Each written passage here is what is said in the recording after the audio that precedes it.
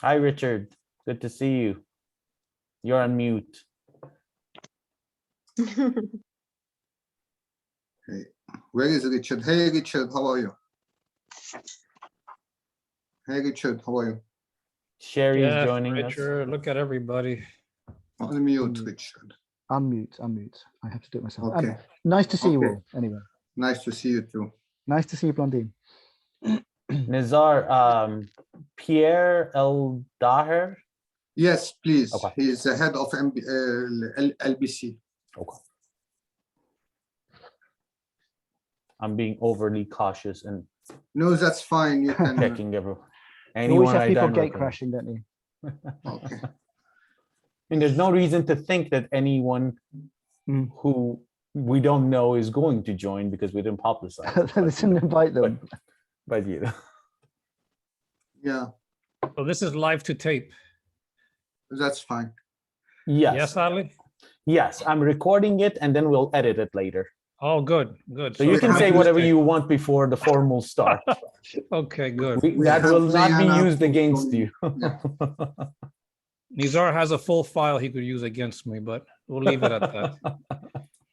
Jason, Okay. I'm messing with you, man. I'm muting now. I know, Jason. I'm not. Okay, so Margot Carol, is will you joining. start?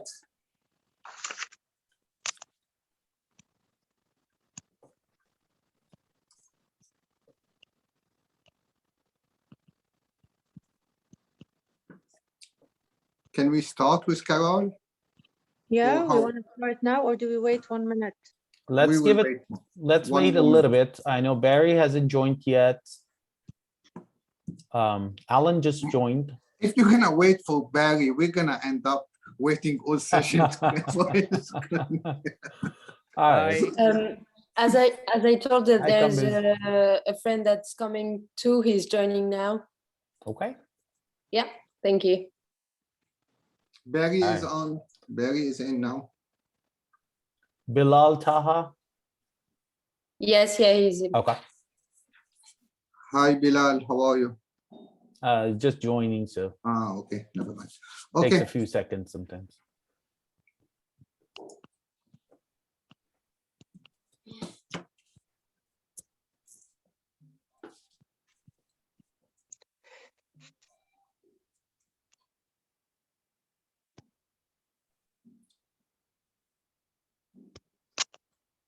Hi, Alan. How are you?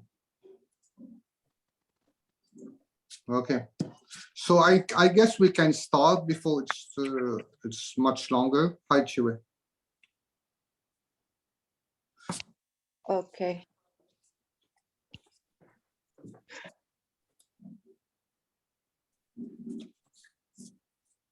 Okay, So- I'm going to mute everyone and then unmute speakers just to make sure we don't get any background noise.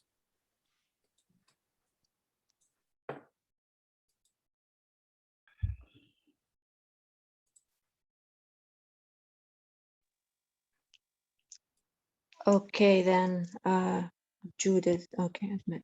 Okay, so then let's start until let's start. Okay, so hello everyone. Most of you know my name is Carol, and I just want to welcome everyone here today, and we really appreciate that you have taken the time to join us. So we have a really packed agenda and time is really tight. So we will have to do our best to stay on track time-wise, and I want to apologize beforehand if I cut anyone short. I definitely don't intend to be rude, but I'm just trying to keep the schedule moving on track. We are going to keep everyone muted just so there's no extra noise, and so please raise your hand if you have any question or send a message on Zoom. And this the workshop is being recorded for Hostage Aid's internal reference. So we're going to start first of all with Ali Arab, who is the Hostage Aid board member, and with a short welcome note from him. Hi, Ali. Thanks, Carol. Welcome, everyone. As Carol mentioned, my name is Ali Arab. I think I know most of you and most of you know me. So welcome to this virtual event. Great to see you all.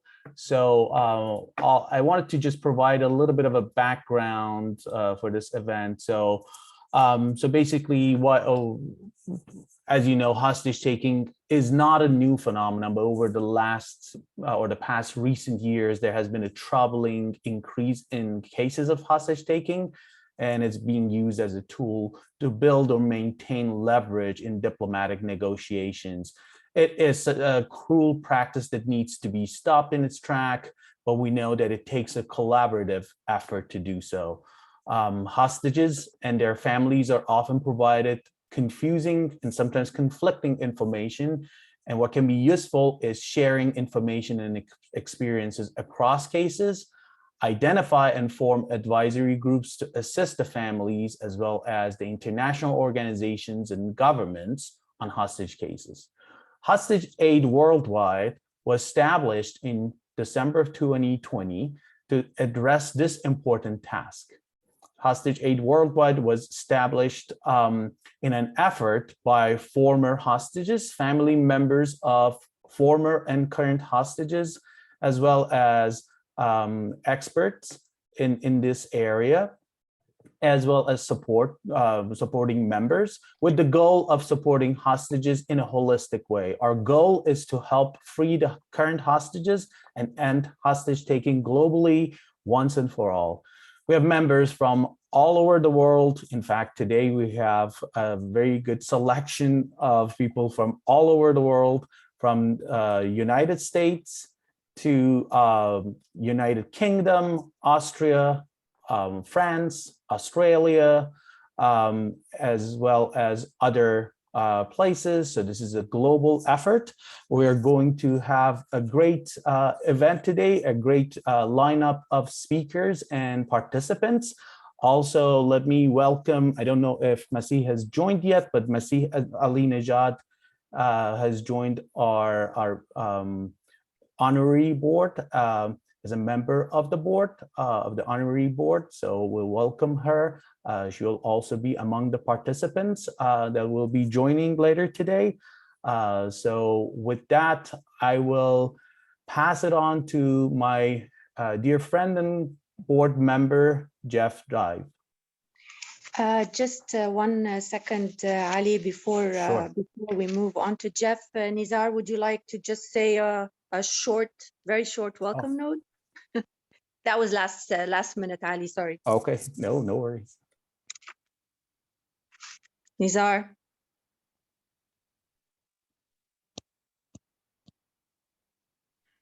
Hello, everyone. It's great to have you. It's a real pleasure to have everyone. I just want to welcome a lot of people. That is very important that we're uniting former hostages with family of former hostages, with current family of current hostages. All of us, many of us for the first time. I want to welcome Michael White. It's the first time with us on a call. Saeed Malikpour, we spent 10 years, and many other people, Alan Gross from Cuba, Sam Goodwin from Syria. When we say from Syria, from Cuba is where they are taken hostage. We have Blandine, the sister of Benjamin Briere, who is also a hostage from France. We have we have very big group of people today that it's where, if I start counting, it will not finish. But we have Gazelle, her father is in hostage in Iran. We have also the Follies Foundation, who is our partners for the longest time. We have Chue Wang, former hostage. We have Fanak, her father. We have a lot of people. I believe it's the largest gathering of former hostages and family of current hostages ever to be grouped into one Zoom call. And I hope this call will provide some help to everyone. I just want to thank you all for coming for such a noble cause. Thank you. Sorry for interrupting. Okay, thank you, Nizar. So we'll go on to Jeff Dive, who is our colleague and a hostage aid board member, who will give a brief presentation on the business model and the link to accountability. Thank you, Carol. Can everybody hear me? Yes. Yes, Good, Jeff, we hear you. Yes, yes. So can you go back a slide or two to the beginning? Thanks, Ali. So just very briefly, because I think most people have probably seen this, but just as a sort of reminder, the hostage business model, which is what we're showing here, is basically the core of the strategy at Hostage Aid Worldwide. And really, we're using this to try to figure out how we can disrupt this whole practice going forward. So it's really important that we have a systematic and scientific way of dealing with the issue and understanding the behavior. There are 4 phases, which I won't go through in detail, but the 4 phases that we've identified basically can be summarized as finding a victim, weaponizing them as a hostage, negotiating for some kind of leverage, and then exploiting the deal and when the hostage is released. It's relatively simple, but if you go on to the next page, Ali, the reality is that each one, can you click it again? The reality is that each one of these areas, they're not just functionaries or departments or whatever, they're also individuals.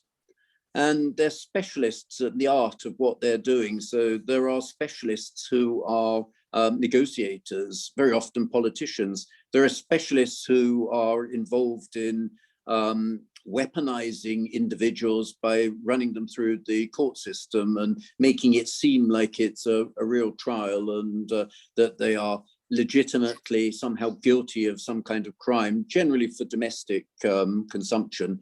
Whereas obviously in the rest of the world, we all know that they are nothing more than a hostage. So these 4 groups, if you like, are the way that we're unpicking the problem.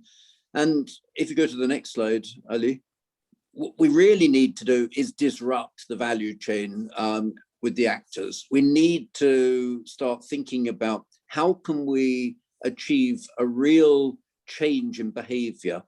And I think that what we need to do is start thinking about things that actually are a threat to some of these people personally. So there are things like the Magnitsky sanctions, which we're going to talk about in a moment, and other initiatives which would lead to criminal prosecution. So that the people that are actually the perpetrators or enabling this whole thing to go forwards are actually facing some kind of risk in their own participation.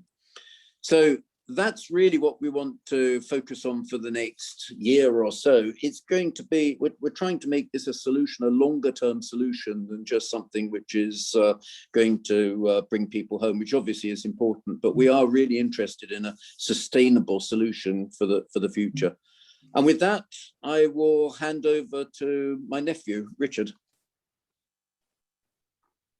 Hi, can you hear me? Have I managed to unmute successfully? Hi, everyone. So for those who don't know me, I'm Richard Ratcliffe. I'm the husband of Nazanin Zaghari Ratcliffe. I think it's really valuable that Hostage Aid have put this event on and are bringing us all together. I wanted to give an update generally on where we are on the Magnitsky project. Some of you on this call will have spoken to me and to Liana bilaterally about it. Some of you haven't. But in short, we are doing in the UK, and then we will roll it out in the US, in Canada, and in the EU, in coordination with many of the people on this call.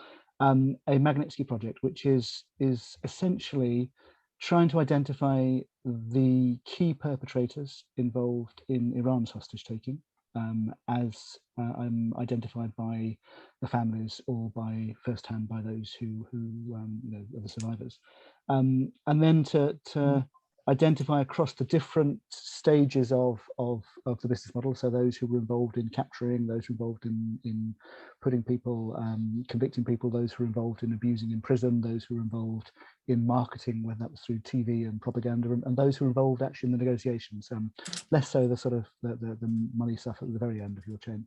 But to identify different people that are key perpetrators, and you know, there are various candidates, and to propose them to be sanctioned individually for their role in hostage taking, both well, in all jurisdictions. So in the UK, that's taking it to the British Foreign Office; in the US, taking it to Congress and State Department; that's in Canada, to the Ministry of Foreign Affairs, and also in the EU.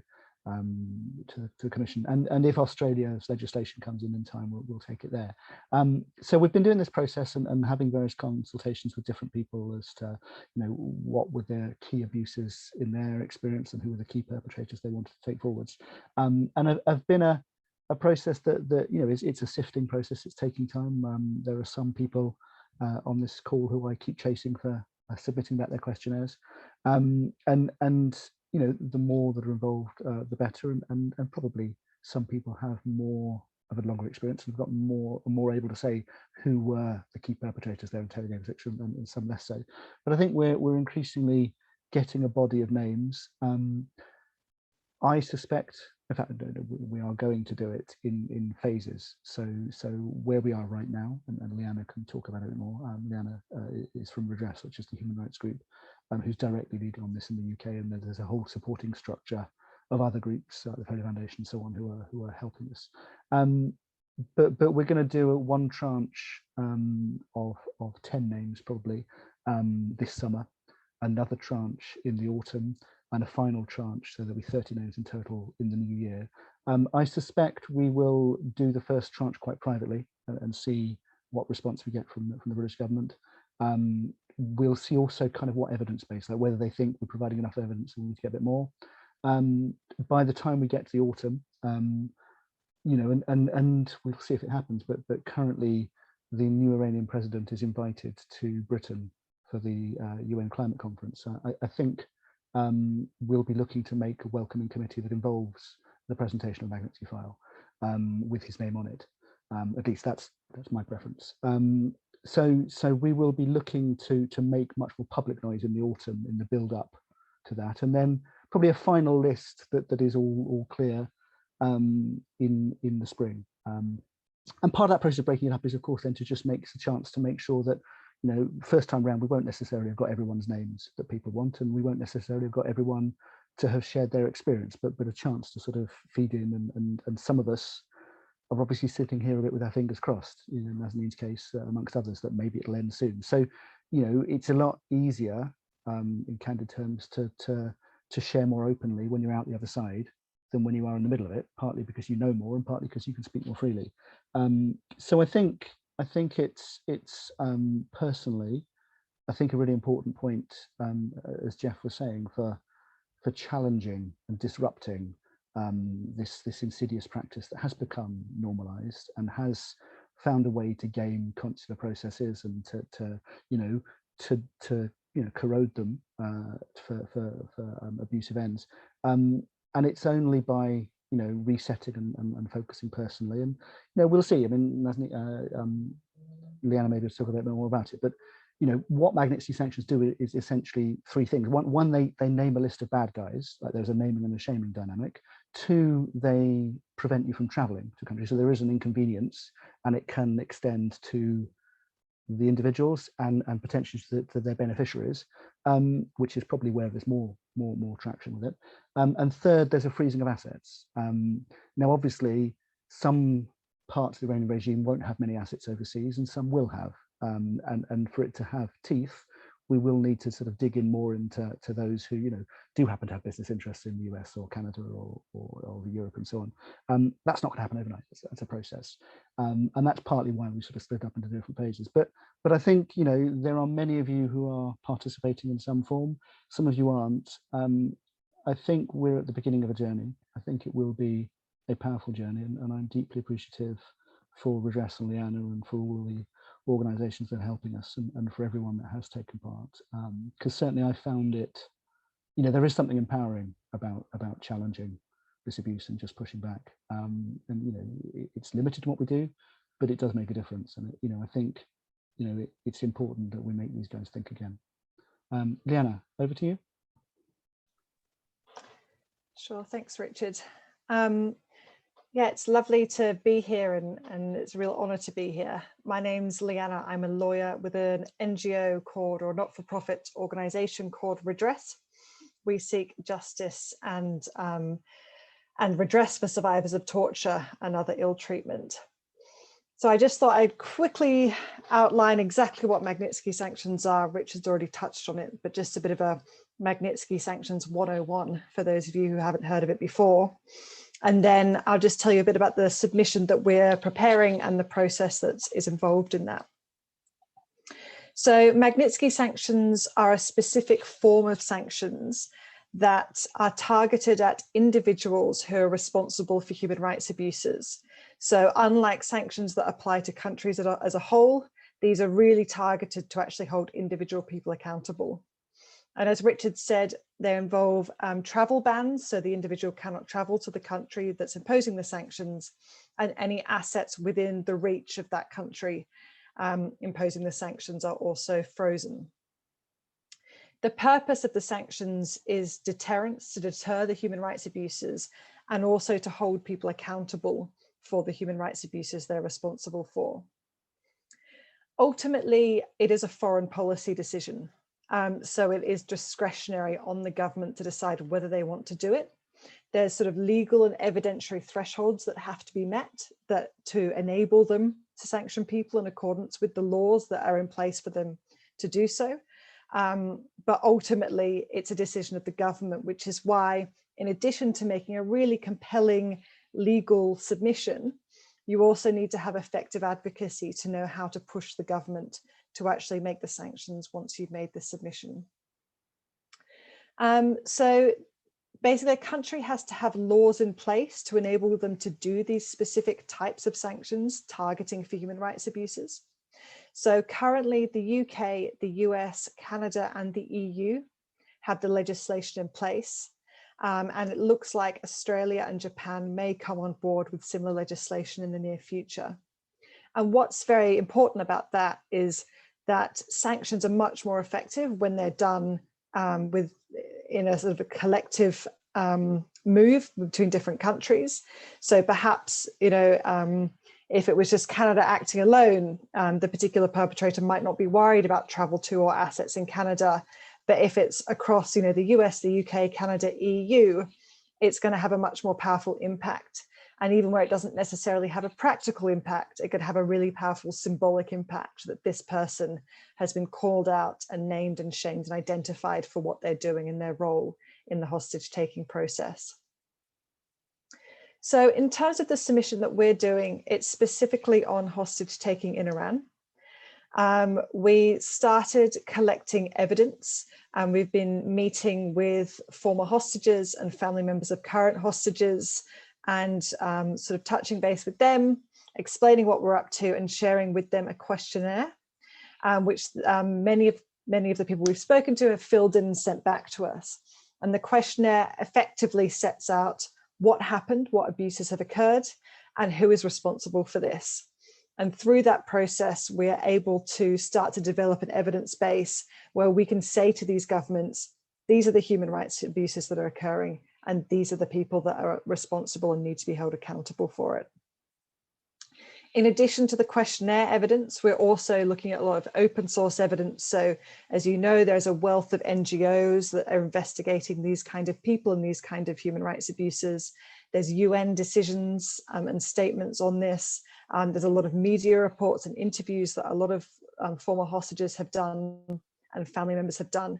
So we can collect privately the questionnaires and also public information.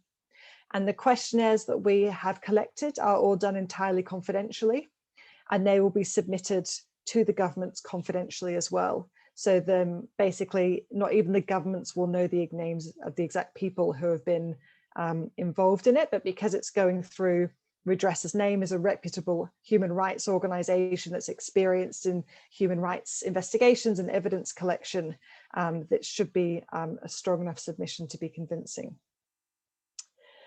So effectively, what we're doing is we're building up an evidence base so we have enough information about the perpetrators for the governments to feel confident that they can sanction this individual.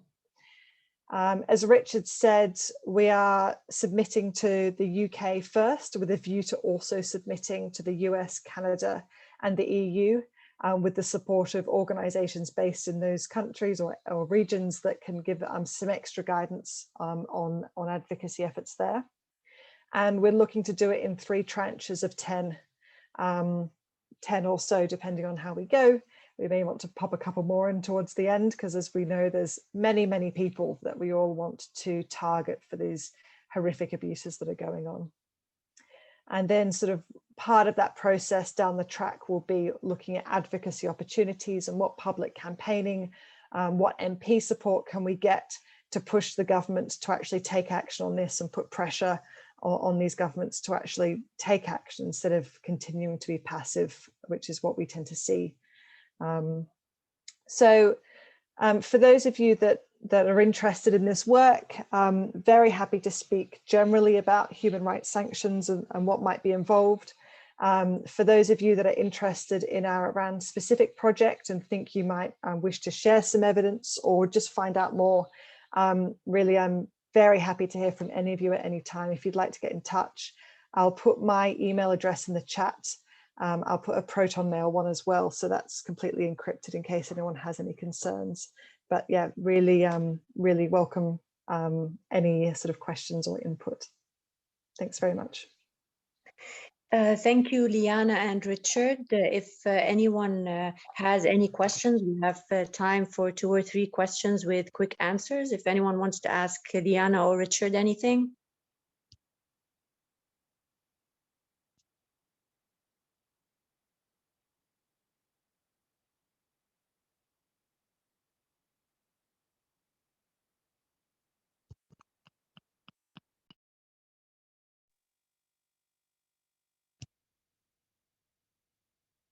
Okay, so if no one has a question, we'll move on to Jason Poblet, who is a lawyer and the president of the Global Liberty Alliance. And Jason is going to talk to us about the significance of the new congressional task force that was created very recently and how it can support hostages and their families. So we leave it to you, Jason. Thank you, Carol and Nizar, Ali, the entire organization. It's a pleasure to be with you all. To our friends, Jeff, and all our friends in England, a pleasure also to reconnect with everyone, and a lot of friends there that I can't get to everybody, but hello. A brief comment on what was just said. I think this is an important tool to have, the sanctions, for example, and more important is to have an organization like this one that can be out there at the point of the spear, especially when a family is going through this crisis. It's not easy for a family going through this problem to be out there advocating for sanction. In fact, in some cases, a lawyer will tell you should take a few steps away from that sort of thing, because again, every case is unique and every case has to be done individually. But to have an organization like this with former hostages advocating for accountability is super important. You know, accountability takes time. Accountability is a justice. It moves very slow sometimes, especially in matters such as these. So to be able to have this organization working, bringing this business model in here, bringing in artificial intelligence and trying to bring like-minded parties together, is going to be a huge asset, one that frankly, a lot of us wish we had many years ago. And like Carol was saying, about 2 weeks ago, the Congress here in the United States created the Hostage Task Force. It's technically called the Congressional Member Organization, if that's what they're calling them these days on the Hill. And it's a grouping of members. In this case, it's being spearheaded by Congressman, Chairman of the Middle East Subcommittee, Ted Deutsch from Florida. And he was joined by Congressman French Hill from Arkansas, from the 2nd Congressional District. Congressman Deutsch has been, frankly, one of the champions of hostage advocacy on the Hill. And it's a very welcome development to have the Congress engaged in this space. it's not just another tool, but for hostage families here in America, I think it's a necessary gap that's being filled. So ultimately, we hope that a lot of members on both sides of the aisle will continue to join this task force, this caucus, and hopefully there'll be one in the Senate as well. You'll hear later from the Foley Foundation, who was there at the announcement on the steps of the Capitol. Margot, I think, is with us on the call, and she'll fill you in on how important this group is going to be. Ultimately, we need our members engaged. Foreign policy in the United States is not just for the executive branch. Congress has an important role in this process. They are an authorizers, they're appropriators. And one of the challenges we have here in the United States, even though frankly, we've made in the last 10 years, significant changes in policy, there's a lot of gaps to be filled still. And I think the United States needs to help continue leading in that space, and having Congress engaged is essential.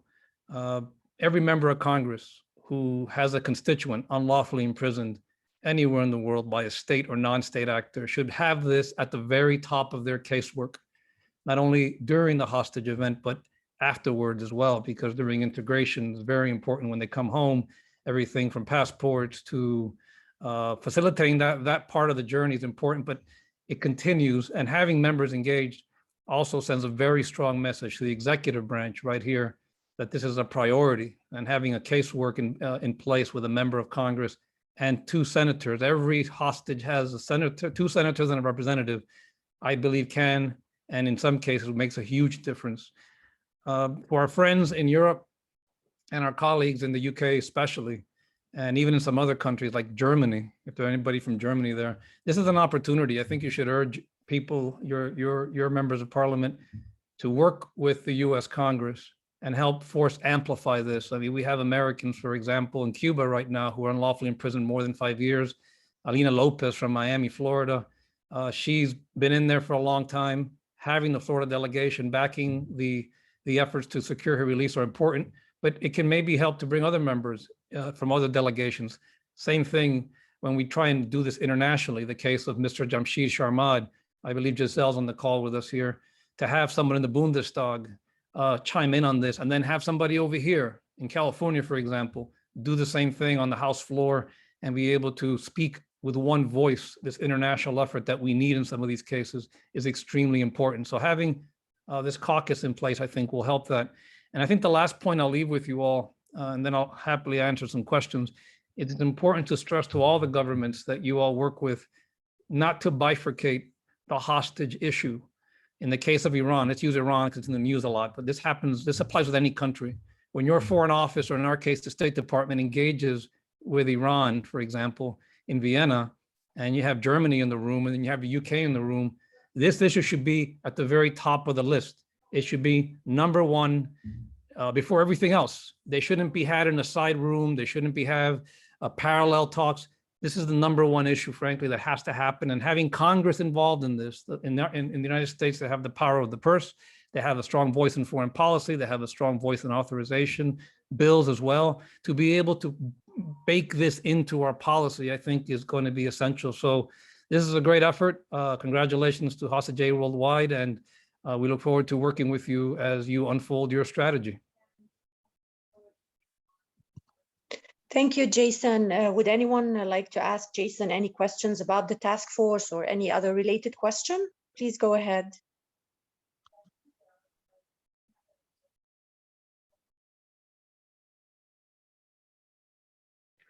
So I did have one question that I was meaning to ask Jason. So I work with Mr. Michael White here, and Jason's a lawyer. Would Jason be able to execute a kind of a case against Iran to sue for damages in general?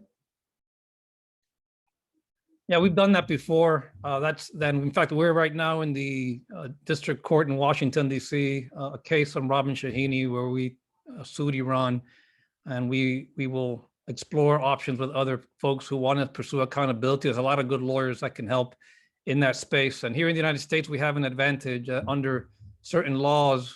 We can sue Iran. I know in some countries you can't do this. So Iran does not enjoy sovereign immunity in our courts, especially when they're state-sponsored terrorism. But even if they're not listed as a state-sponsored terrorism, there are other mechanisms in place. So I or many other lawyers here in town that I know can happily discuss options with folks who are interested in pursuing that avenue for justice and accountability, which is one of many different ways. And that's a good question also to raise one point about what is justice and accountability. That a lot of it, frankly, starts with the hostage and the hostage family. Taking someone to court it can be part of that justice cycle. And it is a way to not only bring justice and try and bring some transparency and expose the hostage industrial complex in places like Iran, but there's other threads along the way too. What we're discussing here today about Magnitsky sanctions, things that are done when someone on the inside are essential to, frankly, when we're at that phase 2 or phase 3 of the cycle for a hostage, that are very important. So it's not just the courtroom. There's some other interesting devices that we can deploy, including the court of public opinion, the sanctions, and some other mechanisms that we don't talk about to help bring justice and help a hostage feel whole. And we can't lose sight of that. That's the most important thing, that the hostage and the family members are comfortable in that decision and that they want to pursue it. Once they've made that decision, I think we all have an obligation, of course, as lawyers, ethically to follow through on it, but also to make it understood that it also contributes, if it helps to understand it that way, to the larger effort to hold these regimes and these hostage takers to account for what they are doing. Okay, thank you, Jason. If there are no other questions, we'll move on. Okay, so we've reached a very interesting section of our workshop, and it's regarding testimonies. And these testimonies will be made by former hostages, as well as the spouses of those hostages. So we'll be hearing from Siwe Wang and Hua, his spouse, from Barry Rosen and Barbara, and from Alan Gross and Judy. Each former hostage will be telling us about their mindset while they were in captivity, and then at the same time, their spouse will be telling us about their mindsets from the outside and what they were going through or thinking in comparison to what the hostage himself was thinking or wanting during that period. So we will start with Siwe Wang and Hua. Chue, hi. Hello, great to be here and see a growing community that Hostage Aid has been able to assemble. My wife and I just want to share a little bit with you about our experience when I was imprisoned. In the beginning, when I was arrested, and then probably a month into my arrest, it wasn't really clear to me what the Iranians were up to, the Iranian intelligence. I was arrested by the Iranian Ministry of Intelligence for a short period, for a couple of weeks. I actually thought they would just investigate me, and once they reached the conclusion that I haven't done anything against Iran or against the Iranian law, they would just let me go. And that certainly, that idea certainly was wrong when I realized when the interrogator forced me into confession for being an American spy, telling me that the reason I was arrested was simply that they are going to use me as a political pawn against the United States. So this was about a month into my arrest. So at that moment, I understood I was taken a hostage. And then, so in one of my first phone calls, once I came to that realization, was to, I told Hua, my wife, that please go to the media and talk about this, and please report to the State Department. Please tell Obama and John Kerry that I have been arrested as a political pawn. And then I would, because when I was in the Ministry of Intelligence prison, I was only allowed 10 minutes call a week. I couldn't convey much information or receive much information. But after I got released from Iran, I realized that the Obama administration actually never acknowledged that I was arrested as a political pawn, despite my wife immediately reported to the State Department that the Iranians have forced me into confession for being an American spy. The Obama administration continued to deny that this was a possibility, and in fact warned my wife that if indeed you go to the media, you talk to you'll talk about this publicly, there will be a serious backlash, and then you will be your family will be solely responsible for that backlash, and you will bear the consequence. And then my wife was so scared at the time and so disoriented and didn't know what to do. And for the sake of my safety, she decided not to publicize my case. And this lasted for about more than half a year after I was released into general population. There, the general population, the conditions were better, but having spent 2 months there, I was transferred back to high security environment.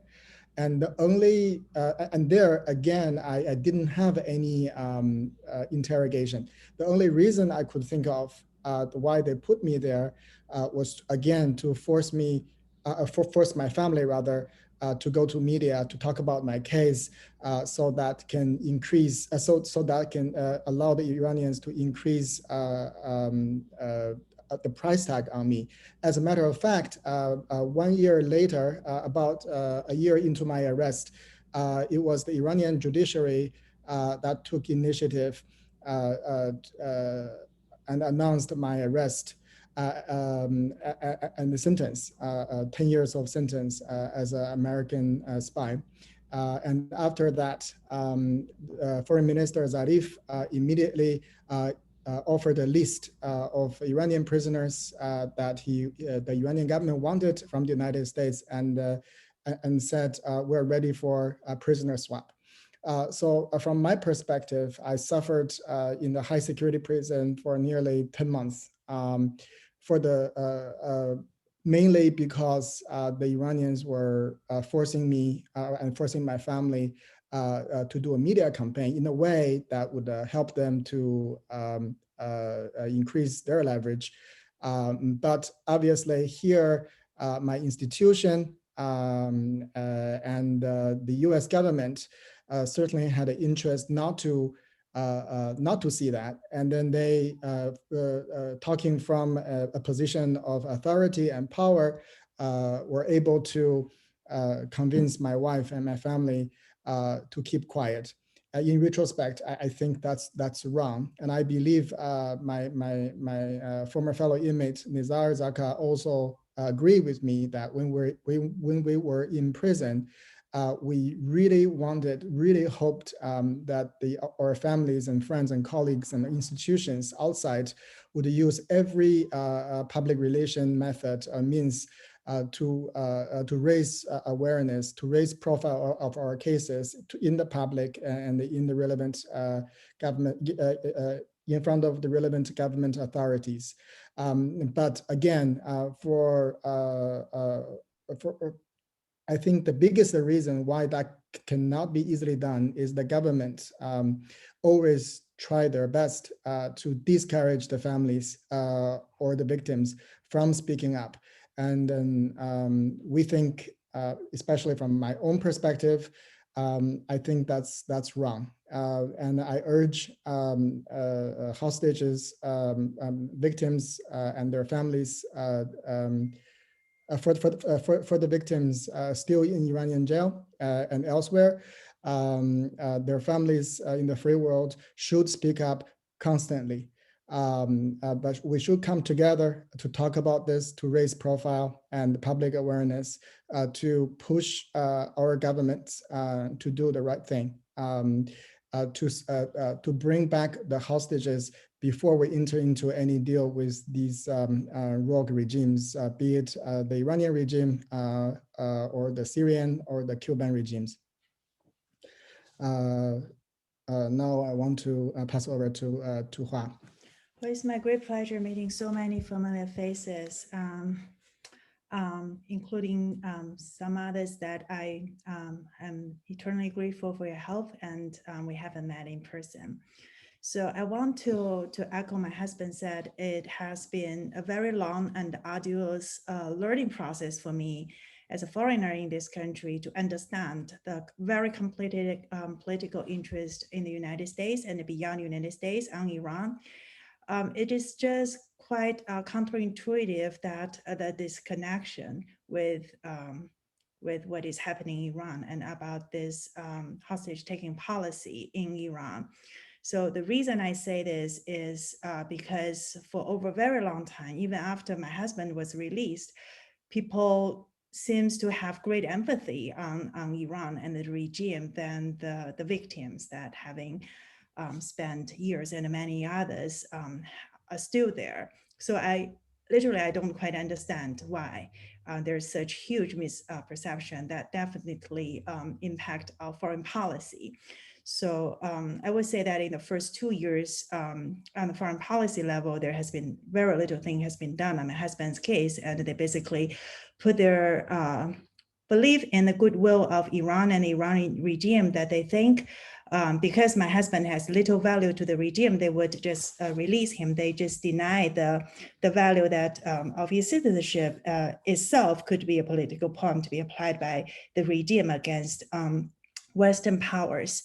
So I'm not sure if this misperception has been corrected as of today, but I'm very glad to see that United States and the European countries and other countries, they're moving towards the Magnitsky Act to taking people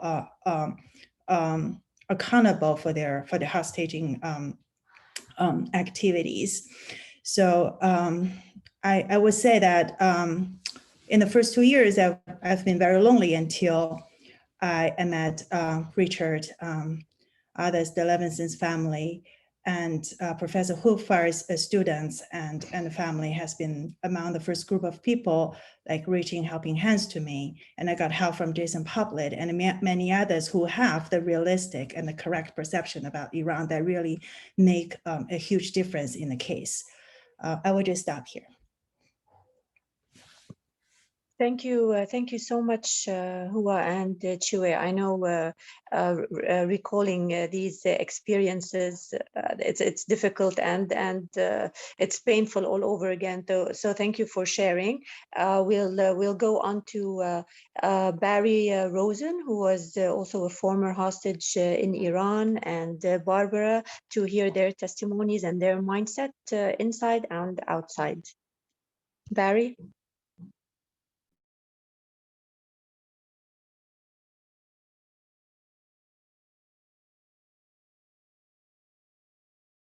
Barry, unmute, Barry. Yeah. For me, Iran played a very important part in my life.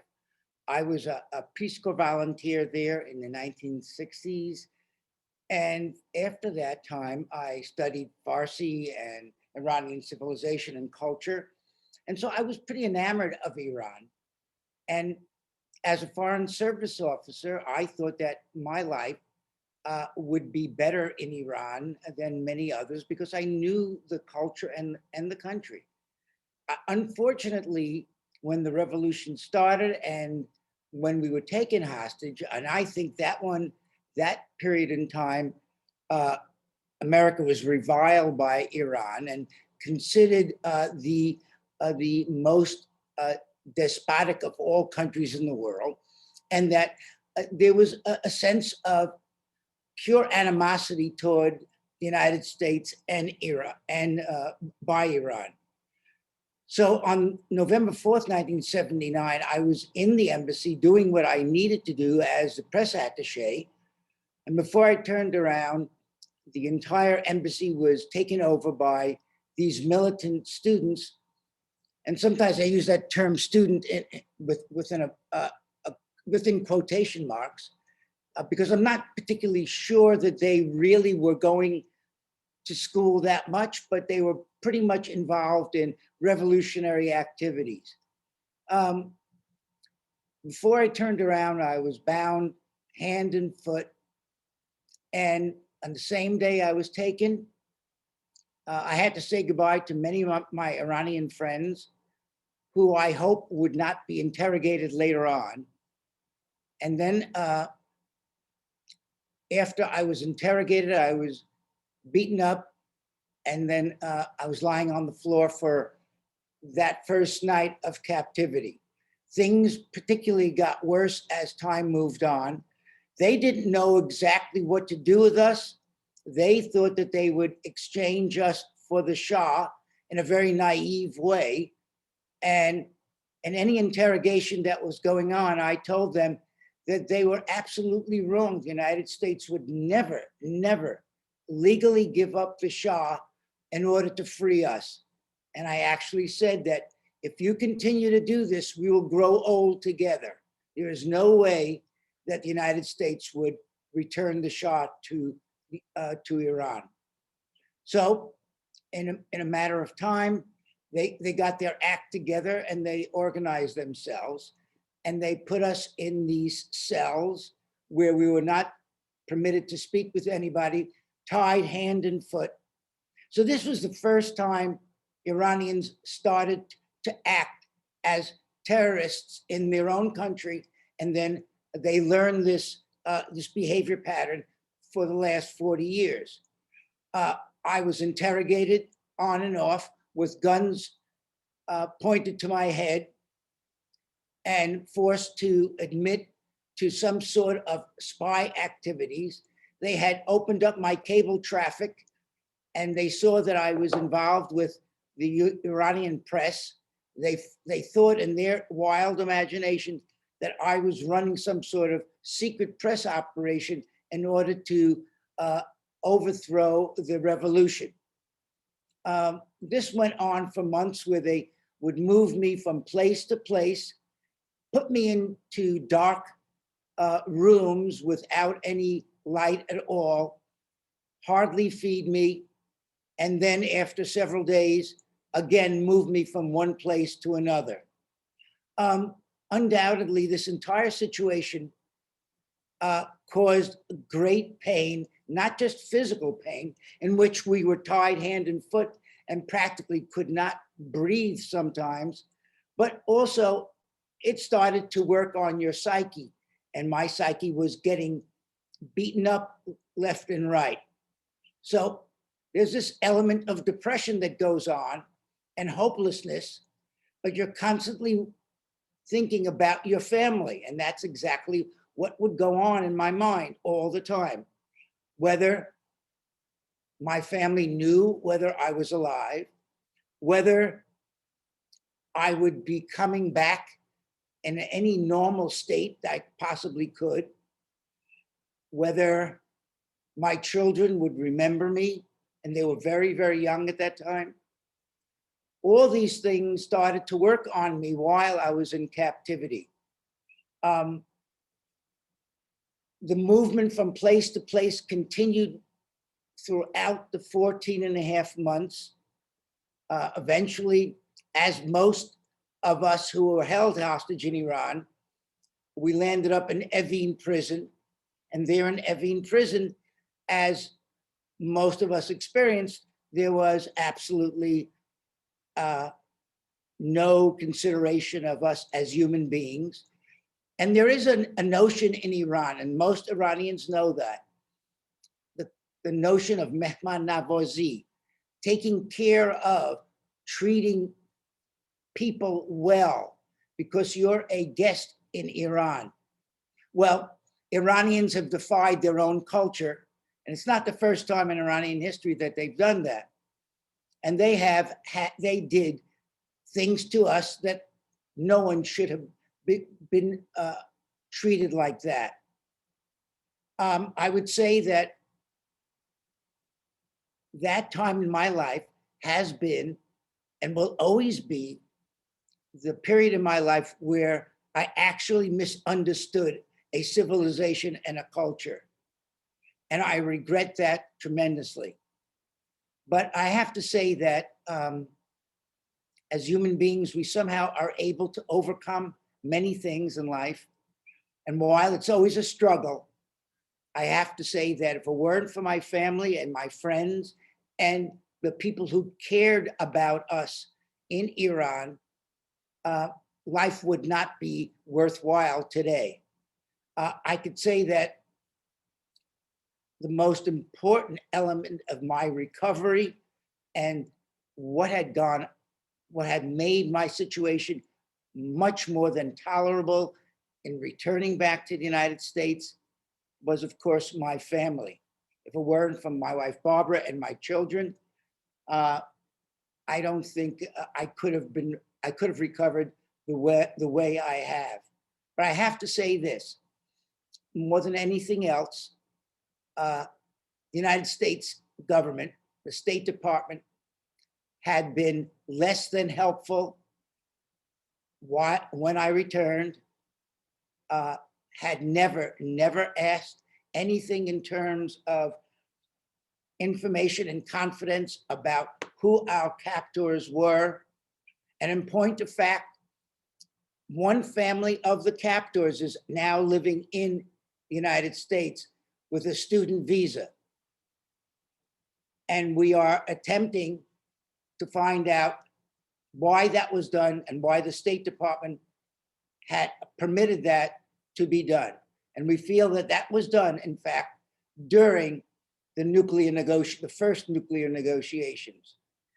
So there are many unanswered questions, but I think that the more we work together, perhaps we will be able to get some sort of solution to this problem and stop Iran from executing its demonic behavior patterns in diplomatic relations. I'd like to really ask Barbara to talk about what went on at home in New York while I was taken captive. Well, hello, everybody. It's been 40 years, more than 40 years now, since Barry was taken hostage. And I think what families have to realize is that our objective is not always what the government's objective is. And many times we feel very, as family members, not knowing what to do, not having this as something that you've trained for or an understanding of where to begin, how to go about things, what to do. It all becomes very, very confusing. And I think over the years, I've just realized that there are two separate tracks that are going on at the same time. One track is the family's track of bringing the hostage home and doing whatever is necessary. And the other track is the government's track, which has to do with national security and the interests of the government. And the two are completely different. And I think that's something that we learned slowly over time. One of the positive things was that when the 52 hostages were taken in 1979 was that we were a group. We weren't just one individual. And there were a number of wives who had a lot of experience with State Department, and they were able to organize into a group which was able then to put pressure on the government as much as we could, and to go around the world and talk, well, go to Europe in any event, and talk and get support from the Europeans to help bring the hostages home. And that was very helpful. It's not something that people today seem to have the ability to do, because they are, people who are being taken are just being sort of plucked out one by one and held for as long as Iran wants to hold them. And in many cases, it's been years that they're held. And as a spouse or a parent or a child, you really do not know what to do or where to begin. And I think we become very impressed that government, the State Department calls you down to Washington and, oh, good, you know, we're going to have a big meeting. And they just give you a lot of platitudes. And we're really trying everything that we can do. But because of this, that, or the other, you know, we're not making any progress, and things just go on year to year to year. I agree that it's very important for the families to take the initiative and to talk out. And if nothing else, it does help, because you feel as the spouse or the parent or the child, you feel that you are affecting the situation instead of having everything happen to you. You are being able to exert some level of influence. The other point that I would like to make, which is just on a more personal and human and family perspective, is that as a spouse, you grow, you change a lot during that period of time when the hostages are being held. All the responsibilities are yours. The choices are yours. Everything has to be changed, put in your name. You have to take complete control of your family and what's going on.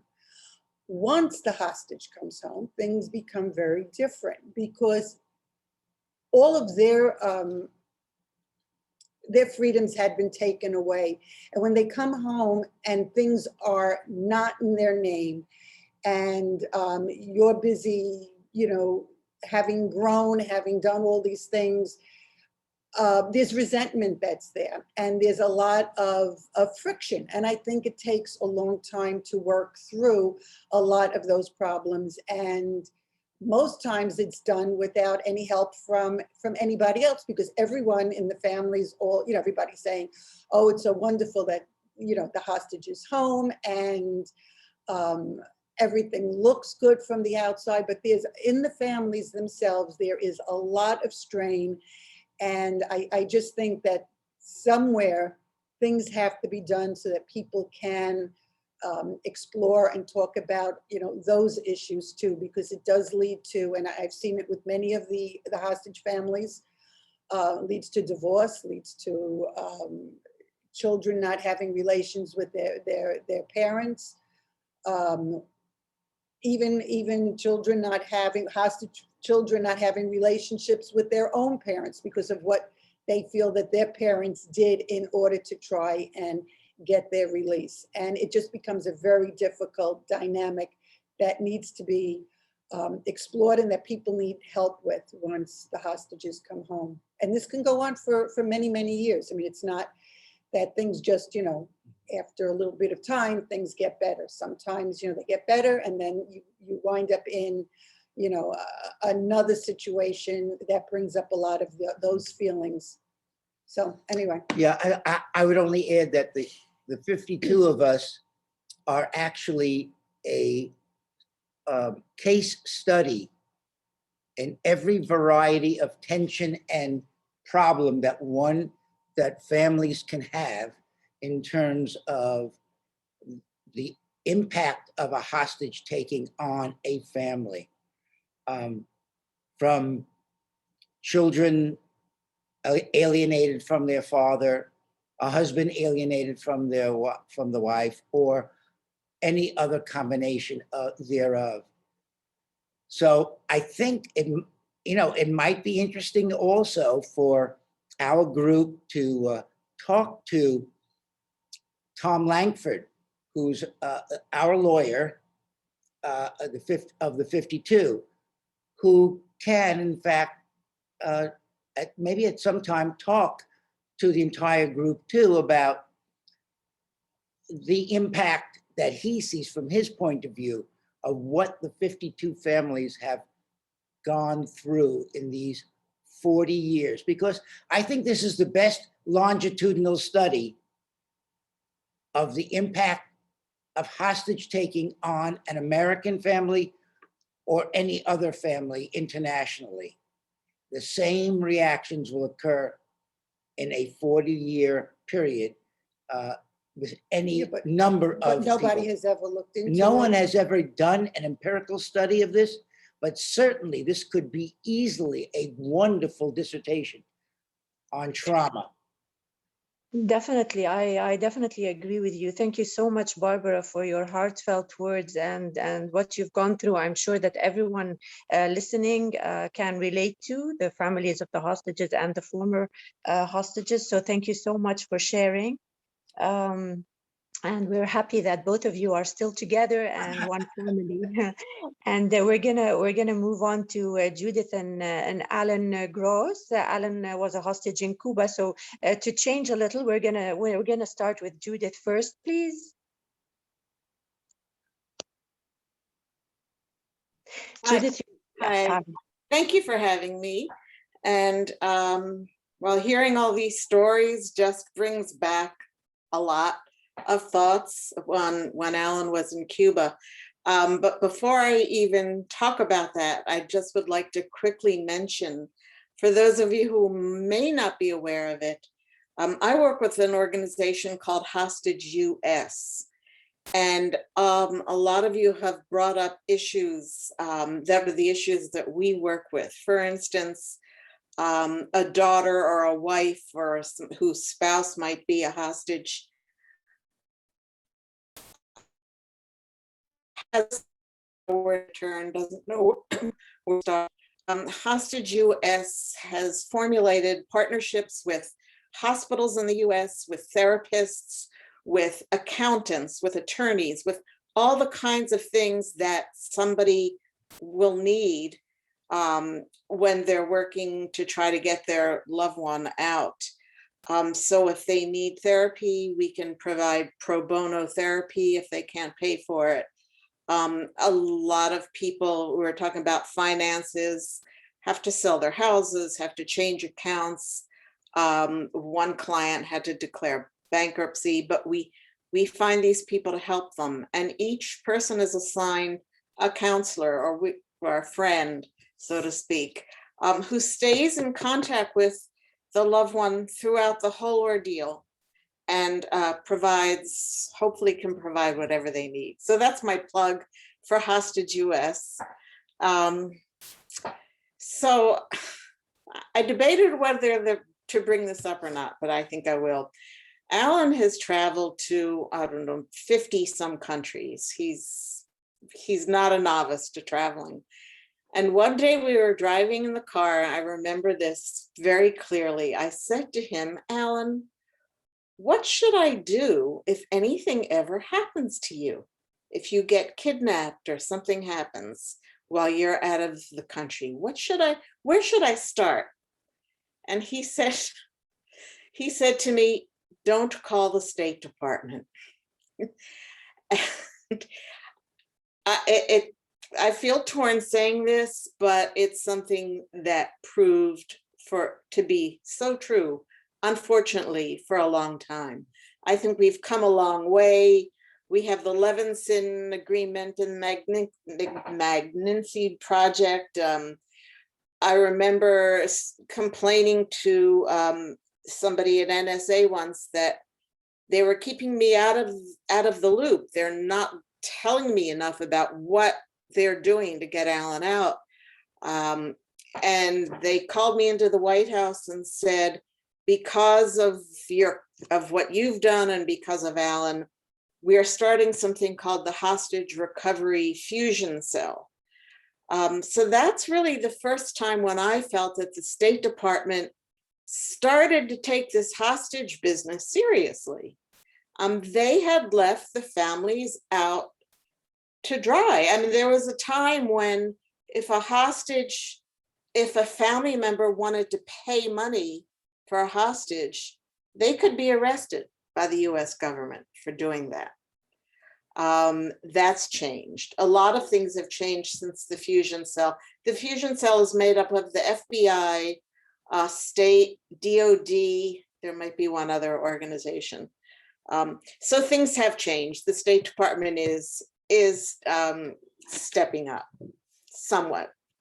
Probably not enough, but at least they're doing it. So when Alan was taken hostage, obviously, I didn't know where to start. I found out when he didn't come home that night on a flight he was scheduled to come home on. I made lots of different phone calls and when I found out he wasn't on the plane to come back, I called the American Embassy in Cuba. This is about 3 in the morning, and found out that he had been taken hostage.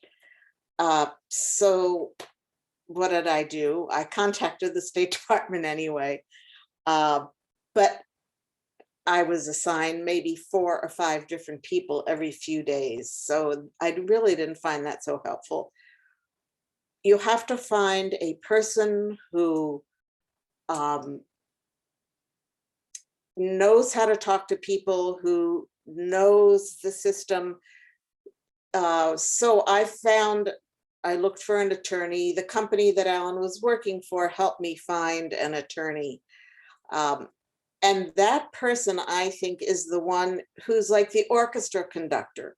You need an orchestra conductor to keep all of these agencies together, to work with the media, to find a media person to do all of the work, to get one government agency to talk to another government agency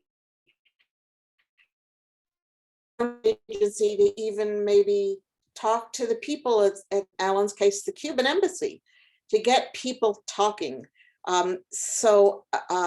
In the beginning, we weren't sure about going out to the media, and I know some of you talked about not knowing whether you should do that or not.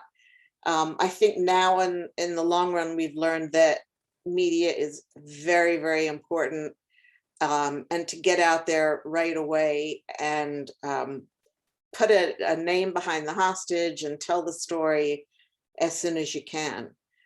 So I was very lucky. I had some fabulous attorneys working with me who took me to all the meetings. I met many, many people from the Cuban embassy to the State Department, to the White House, to all the various agencies. I was involved in every meeting, every decision.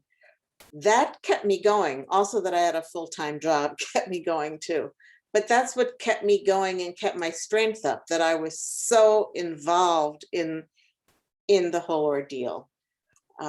So I think that's probably, for me, the most important thing in terms of a spouse having to deal with the situation. Thank you so much, Judith. Thank you. And we'll move to Alan. I'm sorry if I'm cutting you. No, I was. Yeah, it's just we're trying to stay on track. Thank you so much. Alan? Yeah, I was in Cuba for 5 years and based in captivity, and based on what I'm hearing, it's really not different at all from your experiences in Iran. The most difficult thing for me was not knowing what was going on, and as my contact with Judy was permitted, we knew that we were under such tight surveillance, audio and video, that we were very limited in what information we could share. So I was pretty much in the dark most of the 5 years that I was there. It wasn't until the last year and a half that I realized that there was a lot going on.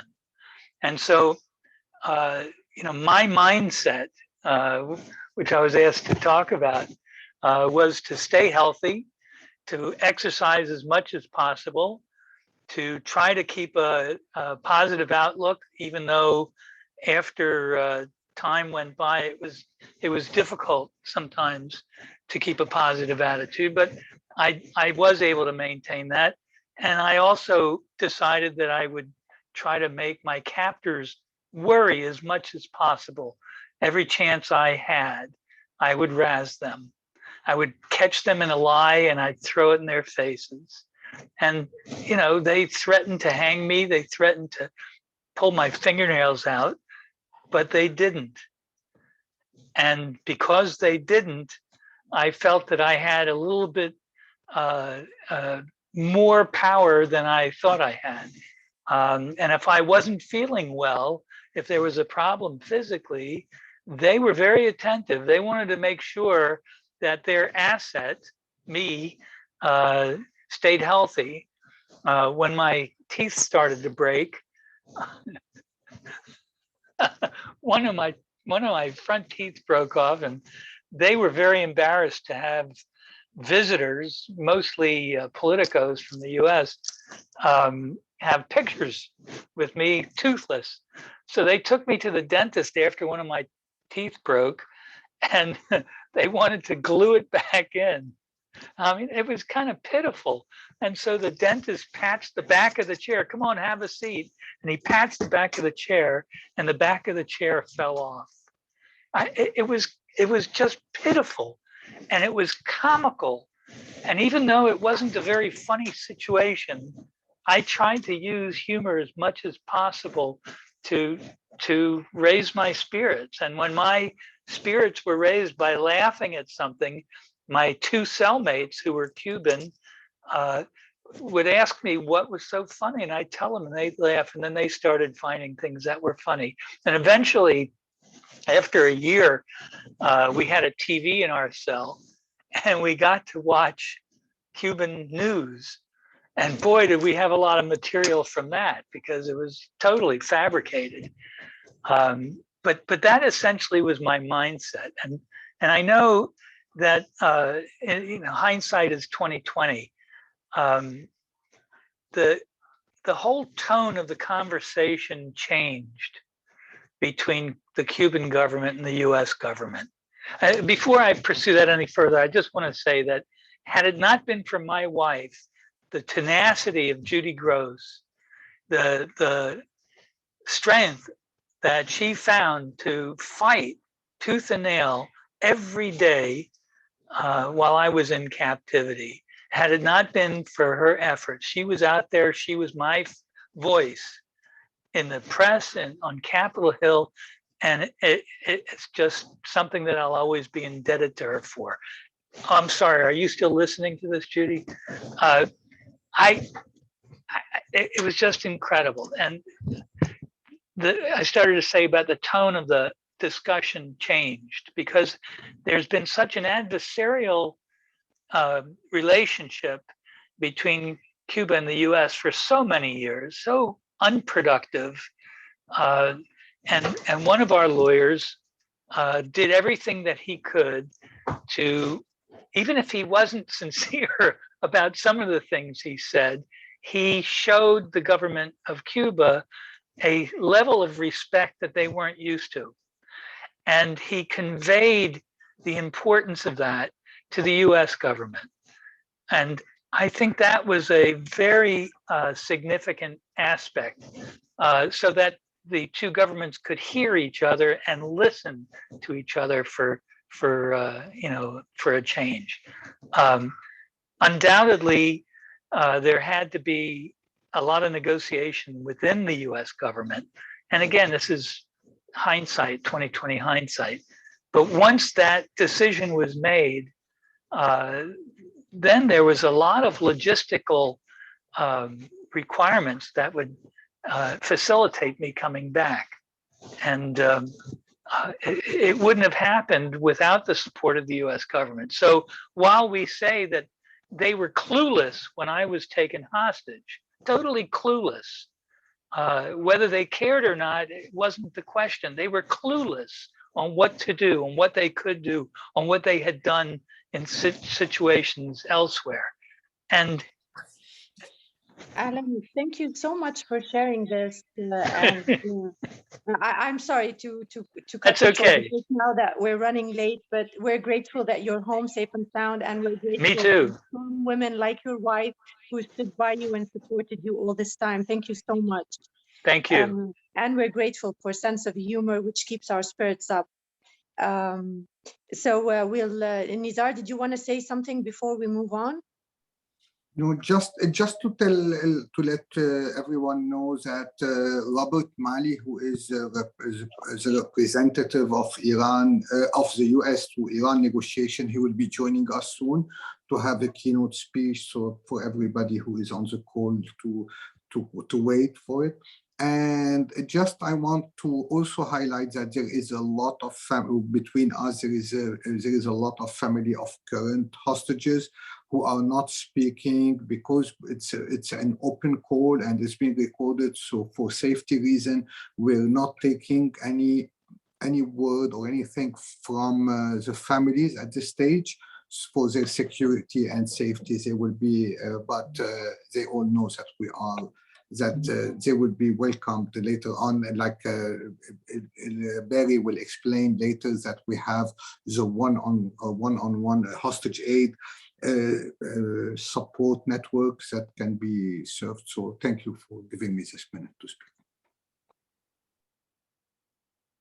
Okay, so did you just say that I didn't get it? So basically we have Barry now introducing the one-on-one session. Yes. Okay. So Barry, we'll listen to you as you very quickly, please, introduce the one-on-one sessions to launch the hostage support for families that they can that they can schedule with former hostages.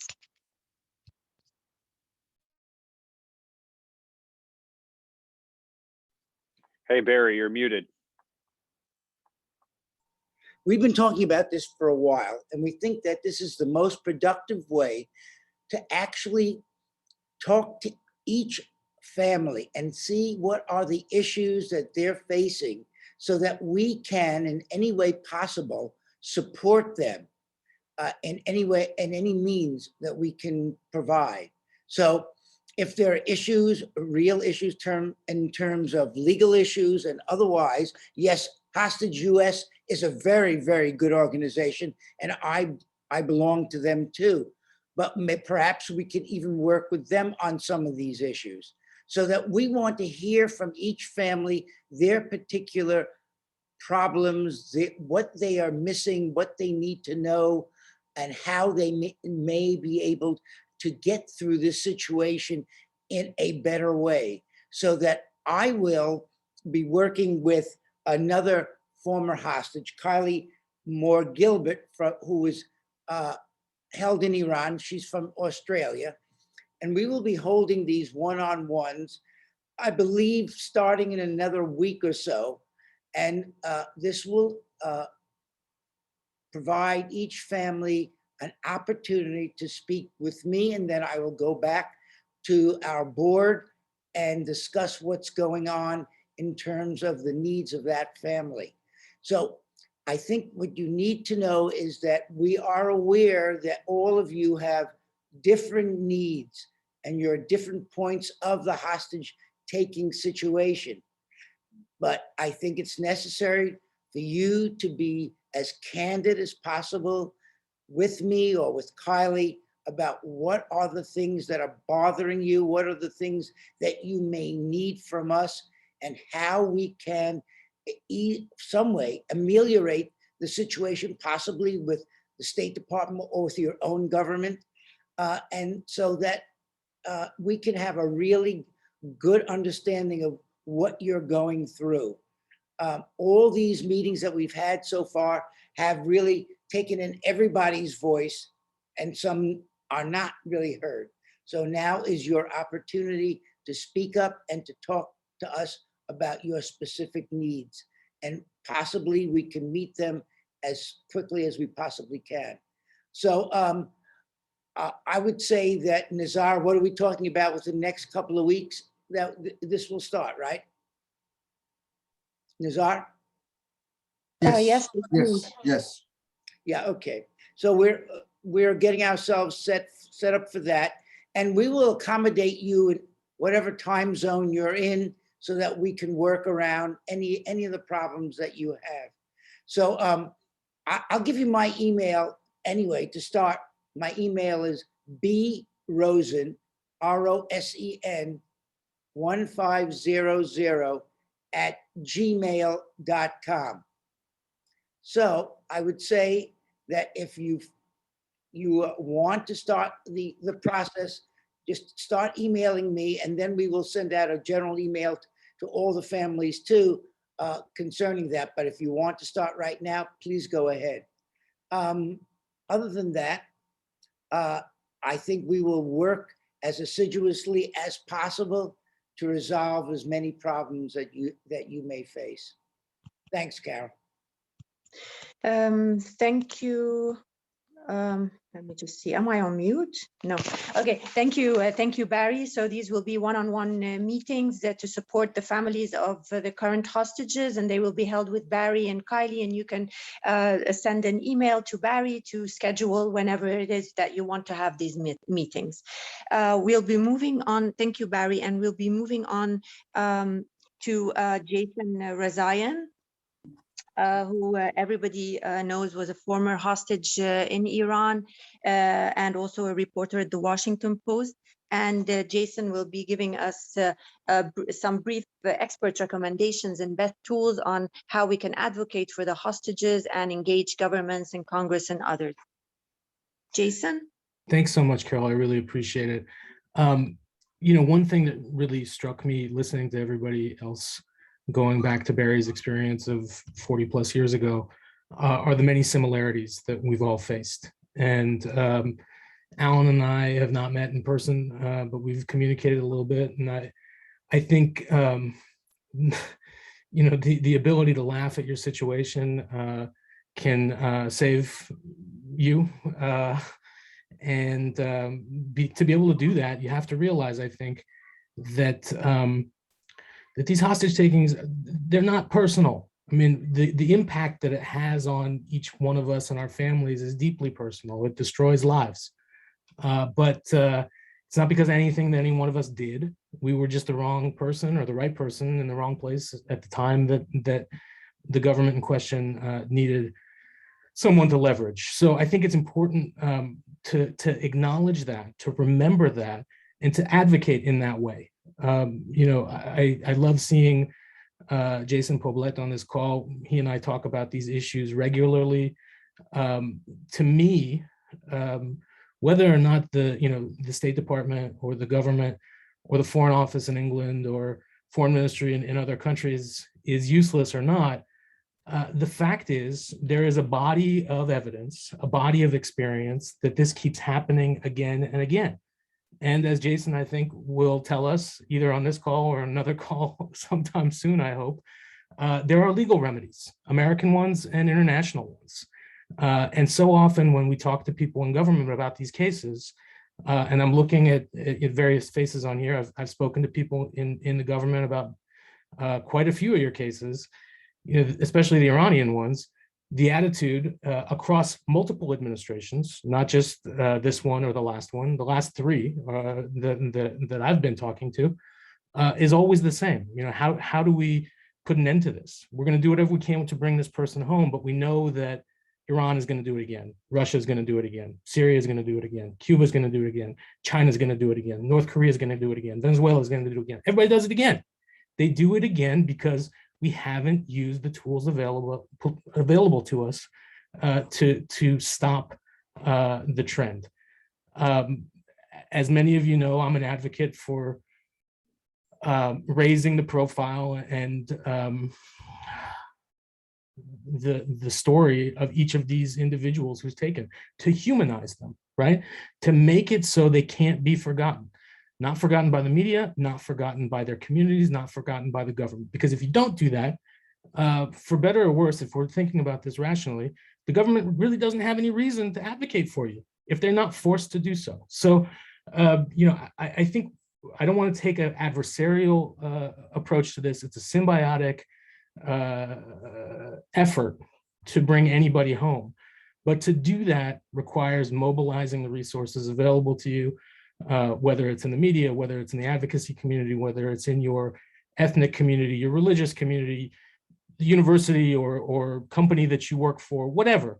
And we've seen in so many of these cases, you know, that when all of those pieces work in coordination, more often than not, there's a happier, quicker resolution. But I would say, to reiterate, using the legal remedies that are available to us under US and international law is a piece of this puzzle that has not been activated yet to the extent that it could be. And we have to look at this as the same way we would look at serial crimes, right? Because it's being done over and over and over again. And it's crazy for us to expect a different result.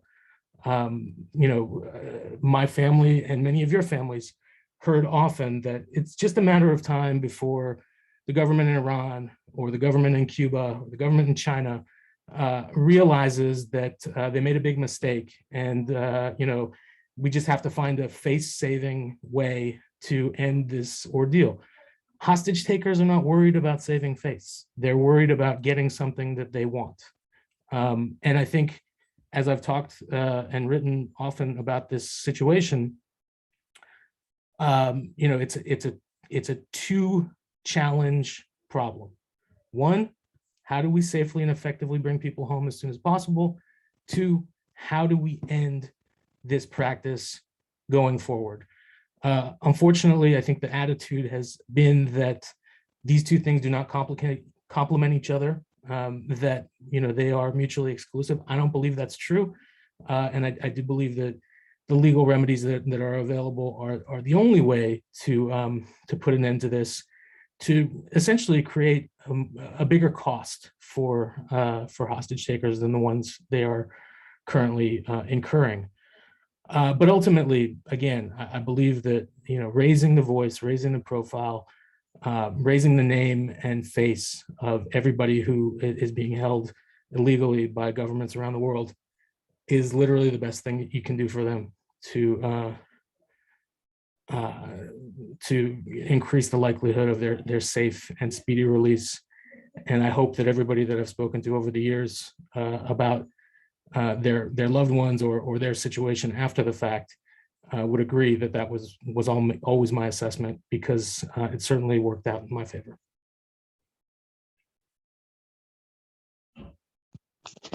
Thank you, Jason. Does anyone have any questions?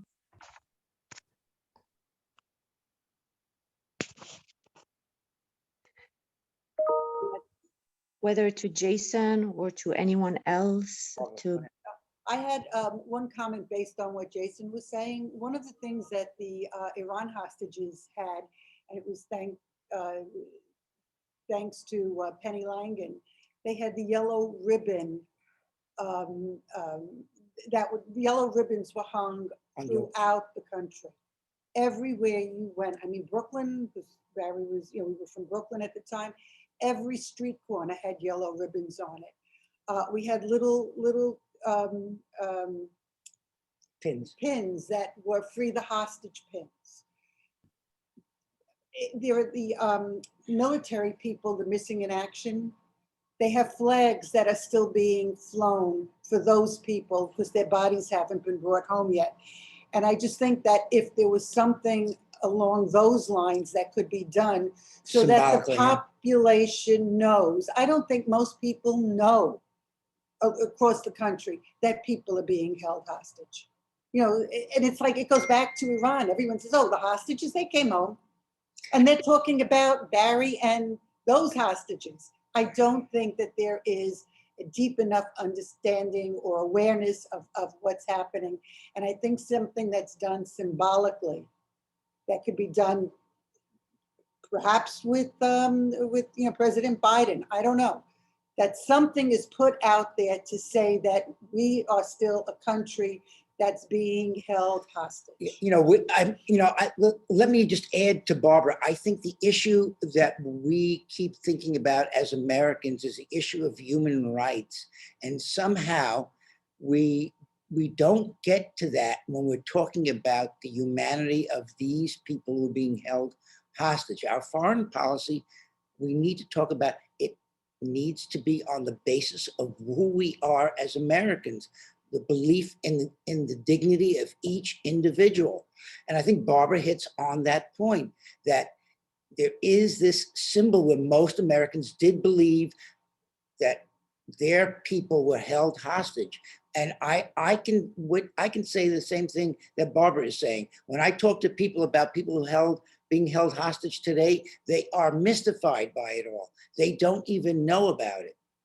It just doesn't reach the point of anybody's recognition. Perhaps we're not doing a good enough job, Jason, in terms of talking about each individual. Yeah.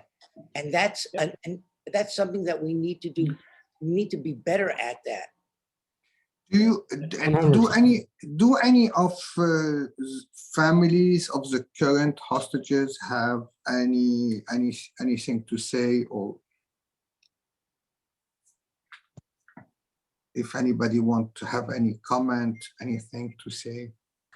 Thank you so much, Nizar. I just want to say my name is, well, let me close the door. If you can introduce the story about the story of the current hostage.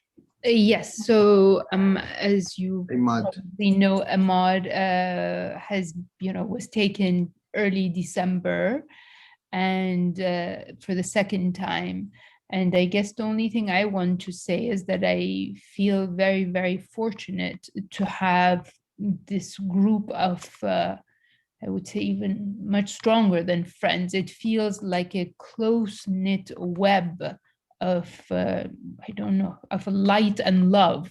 So I just want to thank everybody for opening your hearts, for opening your doors.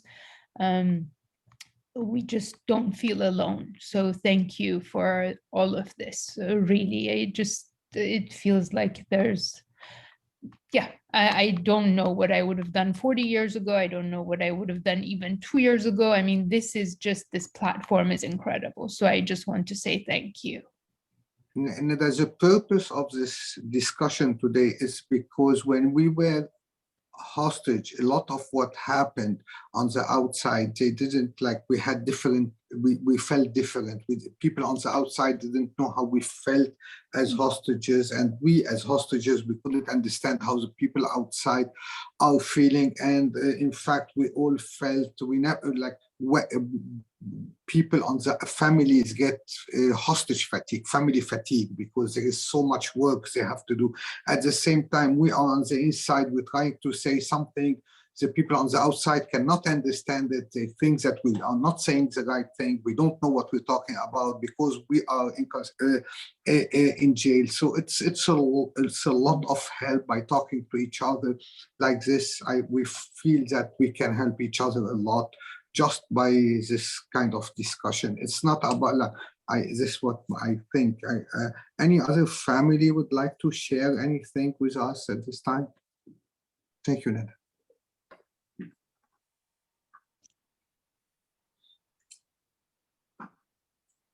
We still have a few minutes before Rob Malley will join, so we can have a discussion before we start. If anybody has any discussion, to raise his hand. Or I have a question. Yes, I Roya. have a quick question. Who Gazelle, Roya, or who's that? This is Jeff. Okay, go ahead, Jeff. Yeah. I don't know, maybe there already exists such a thing, but listening to this conversation, I wonder if we should start an International Hostage Awareness Day, which can be, I don't think celebrated is the right word, but can be observed globally across the world, where we all bring up our own hostage cases. I think it would be quite powerful. It would be an easy way into the media, but maybe such a thing exists. I don't know. Nope, it doesn't. Okay. And yes, Gazelle. Yeah, I just had a quick question while we have all these former hostages here. I was wondering, because when I'm talking to my dad and I know he cannot say what he wants to say, I was always wondering if I can talk to one of the former hostages and ask them just a simple question. Was there anything, like in any of the talks that you had with your family members, that made you feel better? Like of course, nothing will change the fact that you're a hostage there and that this is not right and how you're feeling. But was there anything in particular that you remember, Barry or Nizar, or any of the other former hostages, that would ease the pain or give you hope? I mean, what was it that the families talked about that made that feel? Were they talking mostly about what they're doing to help you? Were they talking about their everyday life? Were they talking about your memories? Was there anything, this is more a sentimental question, was there anything that you remember that would make you feel better while you were a hostage over there, when you had the opportunity to talk to your family? Well, I never spoke to Barbara while I was in captivity. I just felt, I mean, there were possibly moments where I could have, but I felt it was a trap and I didn't want to fall into it. And, you know, these were things that the Iranians were saying, well, giving me a privilege. I didn't want a privilege from them at all. So I didn't speak, but I did feel the letters that were sent to me were very, very important. Just the idea of a letter saying, I miss you, I love you. And the children, we have 2 children. So to see them with pictures they might have drawn, and I even drew cartoons for the kids, and I sent them to them. I felt, you know, that was something that they can see from me and my love for them. So anything that shows a sense of, you know, I miss you, I love you, and as many as possible, because it's so important just to feel something or see something from the family on a daily basis. It can't be daily, but given, you know, who knows, 2 or 3 letters a week, that's great. Well, from my side, you know, if someone on the outside used to tell me even there is a tweet about you or anything that people haven't forgotten about you, it gives you like power, it gives you energy. It's just like refreshing that you are still alive. People did not forget about your existence.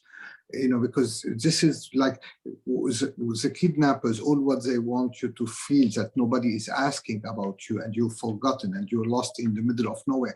And it was so important, even if someone's telling me, if my son was telling me there is a tweet about you, I tell him to repeat it 10 times that there is a tweet about me.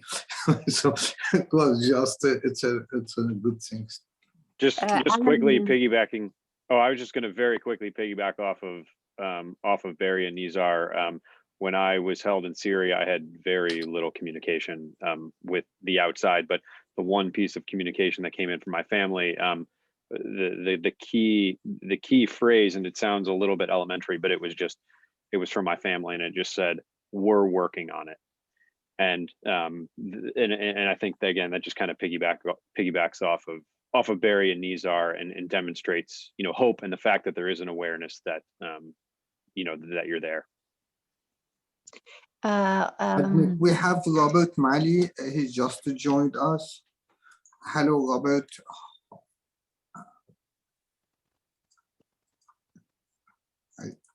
I just admitted. Okay.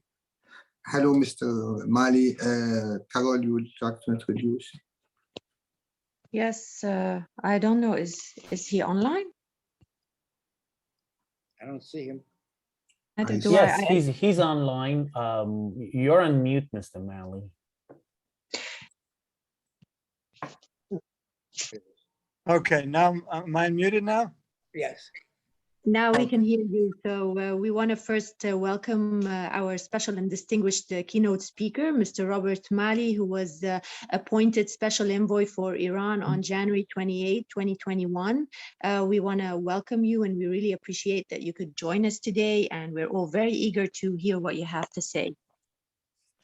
Well, thank you, and sorry, I'm calling you from my phone because that's why it took me some time. It doesn't work on our State Department computers, but I hope you can see me and hear me well.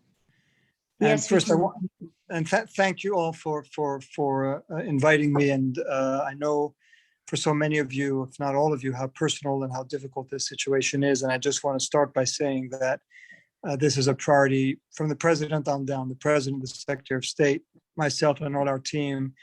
I can't think of something on which we spend more time or something that's more important to us than making sure that, well, I only I only work on the Iranian-held hostages. I can't speak to the others, but I work very closely with Roger Carson, so I'm sure you all know.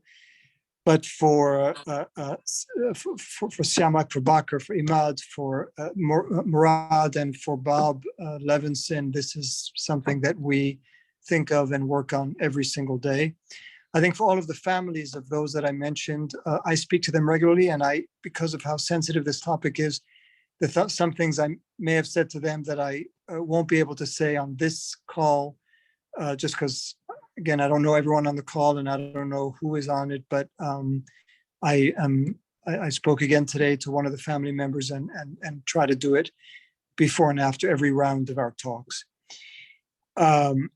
So let me again say that there's nothing that's more important to us than making sure that all of our unjustly held American detainees in Iran get home safely and get home quickly. It's something that we are dealing with Iran. As you know, we don't have direct talks with Iran. Everything we're doing is indirect, but we are dealing through the Europeans, and in particular with the UK, because there's one of our citizens, Murad, is a triple national. So we've worked through them in particular. In some ways, it's the most important, but also the most distasteful thing that we do, because why we need to negotiate, why we need to do anything other than simply get them home is often hard to accept. It's not always hard to accept. As I've said before, Iran is added to the outrage of holding citizens unjustly, the way they treat them, the leaks that are designed only, and we can't see any other explanation than to torture them, to pressure them, and to pressure the families, and to pressure the U.S. government. But it's something that we do because we really feel that it is essential to get them home, and as I said, to get them home safely and quickly. Again, as I've said to the families throughout the last several months, we raise this issue at every opportunity, notably when we are in Vienna, because that's when our UK colleagues have direct interaction with their Iranian counterparts. We also raise the issue when we're not in Vienna, because there's always our interactions that the Europeans or others have, the Swiss or the Brits have with Iran. And we have made progress in terms of trying to come up with the contours of a deal that would entail the release of all of our citizens. And we're also asking for closure on the case of Bob Levinson, which is a very difficult case. And again, I've spoken to the family about that. We've made some progress. We have, with that, we're not there yet. Again, the Iranians are, I can't think of any other word other than being extortionist in this regard and trying to get as much as they can. But we are working on it in parallel with the talks involving the nuclear deal. But we will continue, even if there's no nuclear deal, and at this point we really don't know whether there will be one and when there will be one, but we are continuing to work on and we'll continue to work on the detainee cases no matter what. I say that at the same time, as I mentioned, this is a very unseemly negotiation, as I think all of you know, that we are involved in because of the fact that they should just be released without any condition, and because we don't want to incentivize future taking of hostages or detention of unjustly detained citizens. I come to this with my own perspective. I mean, everyone comes to it with their own perspective. I come to it through two lenses. One is, as many of you know, I worked on this issue in the Obama administration. We secured the release of a number of our unjustly detained citizens, but not all. And that's a very sore point with some of the families, and in particular with the family of Siamak and Bakr. And I assume that some of them are on this call, and it's something that weighs very heavily on me and on us, a number of us who were involved with this deal, the deal that was concluded in 2016. And this is some work that we need to complete.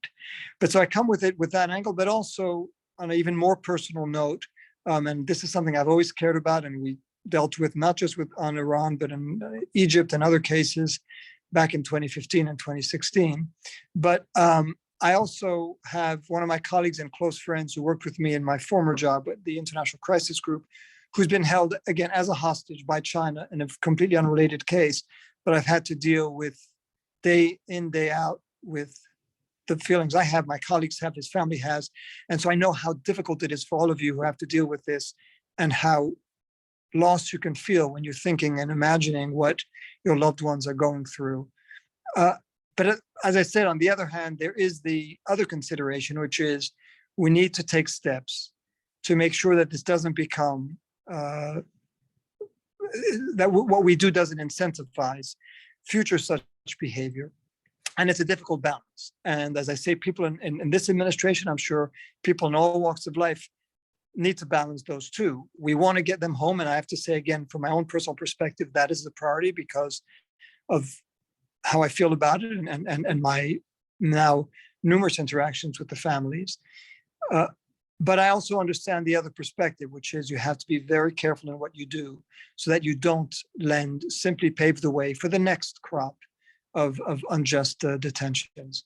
And what we are doing, what the Biden administration is committed to do, is to get our citizens home, but at the same time take steps, maybe once they're home, to make sure that they do get home, to work with Congress, to work with you, to work with the Levinson Act, which gives us authorities that are important, to take steps so that with our partners around the world, we can try to show greater solidarity and a greater common purpose to take common action when a country, whether it's Iran, whether it's North Korea, whether it's China or anyone else, resorts to hostage taking, to unjust detention in order to extract political, financial, or any other gain. It's a difficult issue because this is, as Roger has told me many times from the moment I came here, this is a practice that's as old as mankind itself, that countries, groups engage in hostage taking in order to extract another benefit, in order to gain leverage. But we need to come together with our partners and say, enough is enough, and here are the steps that we'll take. I don't know that there's going to be a quick solution. And I know that we're going to be torn for as long as countries get engaged in this kind of behavior, torn between the desire to get them home, to get our citizens, our innocent citizens home, and on the other hand, not going so far as to encourage and enable and empower those who engage in these activities to repeat it again. I welcome, a number of you have already shared ideas with me about what we can do. I welcome more because this is, as I said, it's an old problem with no solution yet, but we have to do more because otherwise we're going to see this practice expand. It's already been expanded. And again, it's not just Iran. Iran is one of the more egregious actors, but it's by far not by no means the only one. So I look forward to hearing your comments on what we can do, taking some of your questions. Unfortunately, I don't have as much time as I'd like, but I'll make as much time as needed in the future with all of the families of those who are still waiting to hug and see their loved ones back home. Thank you, Mr. Malley. Thank you for joining Hostage Aid workshop. And I just want you to know that we have a group of people, former hostages, all the way going back from 1979 at the US Embassy, all the way till people were released like a few months ago, and and as well as the families of the current hostages that we are trying all together to work in order to ease the pain and suffering. We look forward to cooperating with your office more and more in order to make sure this crisis is over and we stop the hostage business model. I have the first question to you by Mr. Barry Rosen, but Mr. Barry Rosen also is former hostage from the press attaché at the US Embassy in Tehran in 1979. Oh.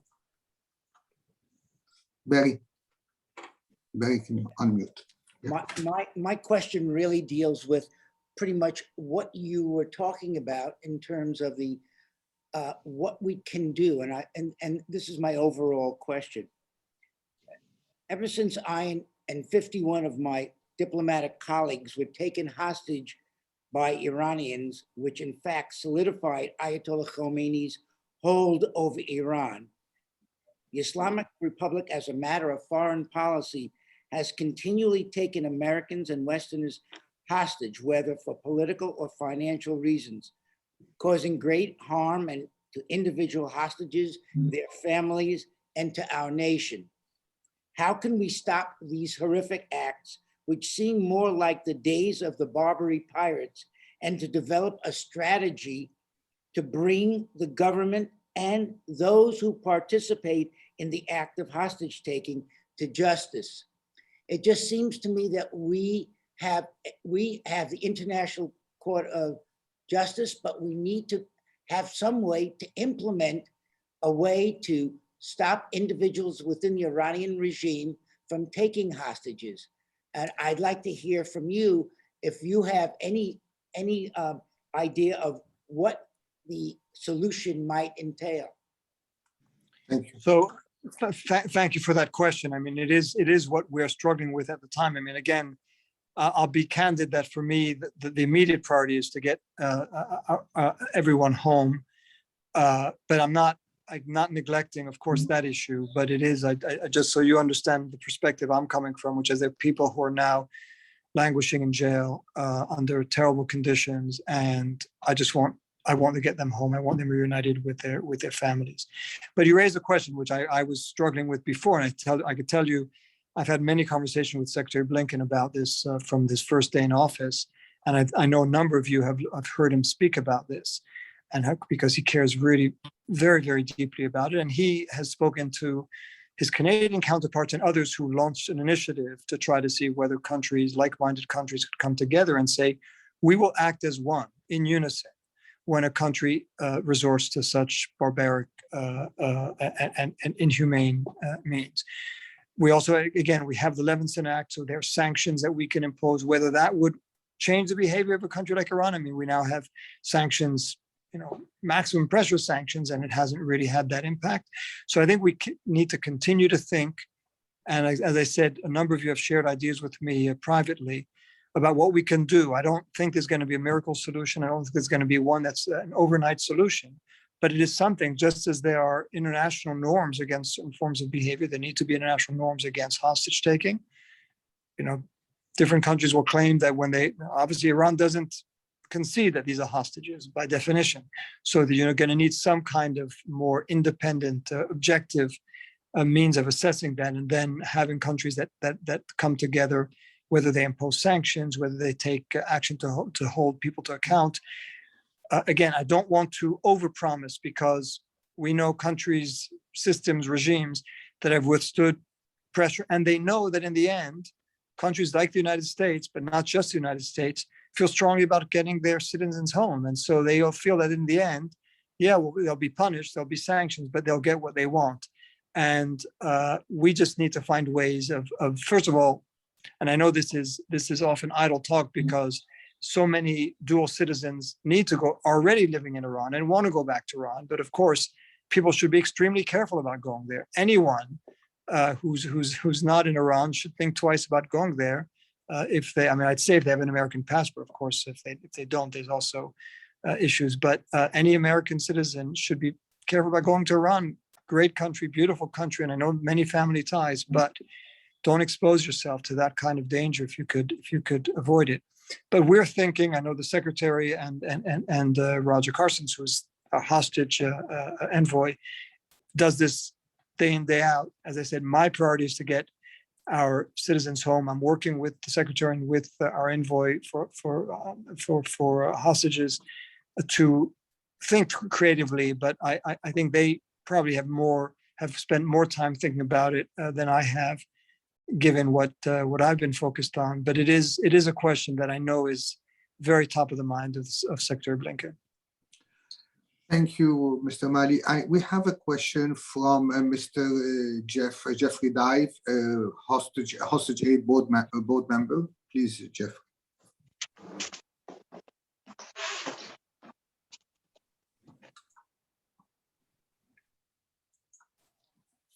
Thank you. Can you hear me now?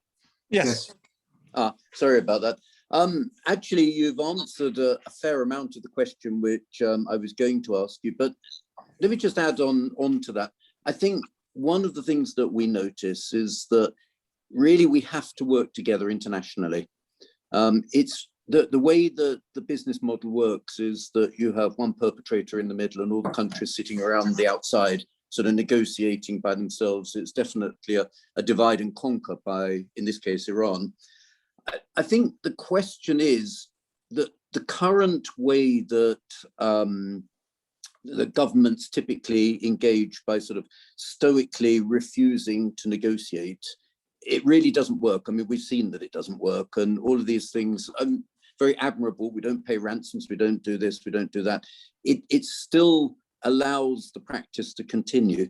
So my question is how, and we have some ideas at HostageAid, how can we practically, in concrete terms, work together with you and the State Department in order to make sure that not just the country, but the individual perpetrators, the people that are the actors on the business model, are brought to account? Because I think it is that individual accountability which is going to make the cost to them personally, not just sanctions, but really stringent ways of dealing with it, that is going to make a change. It's going to start to move the needle.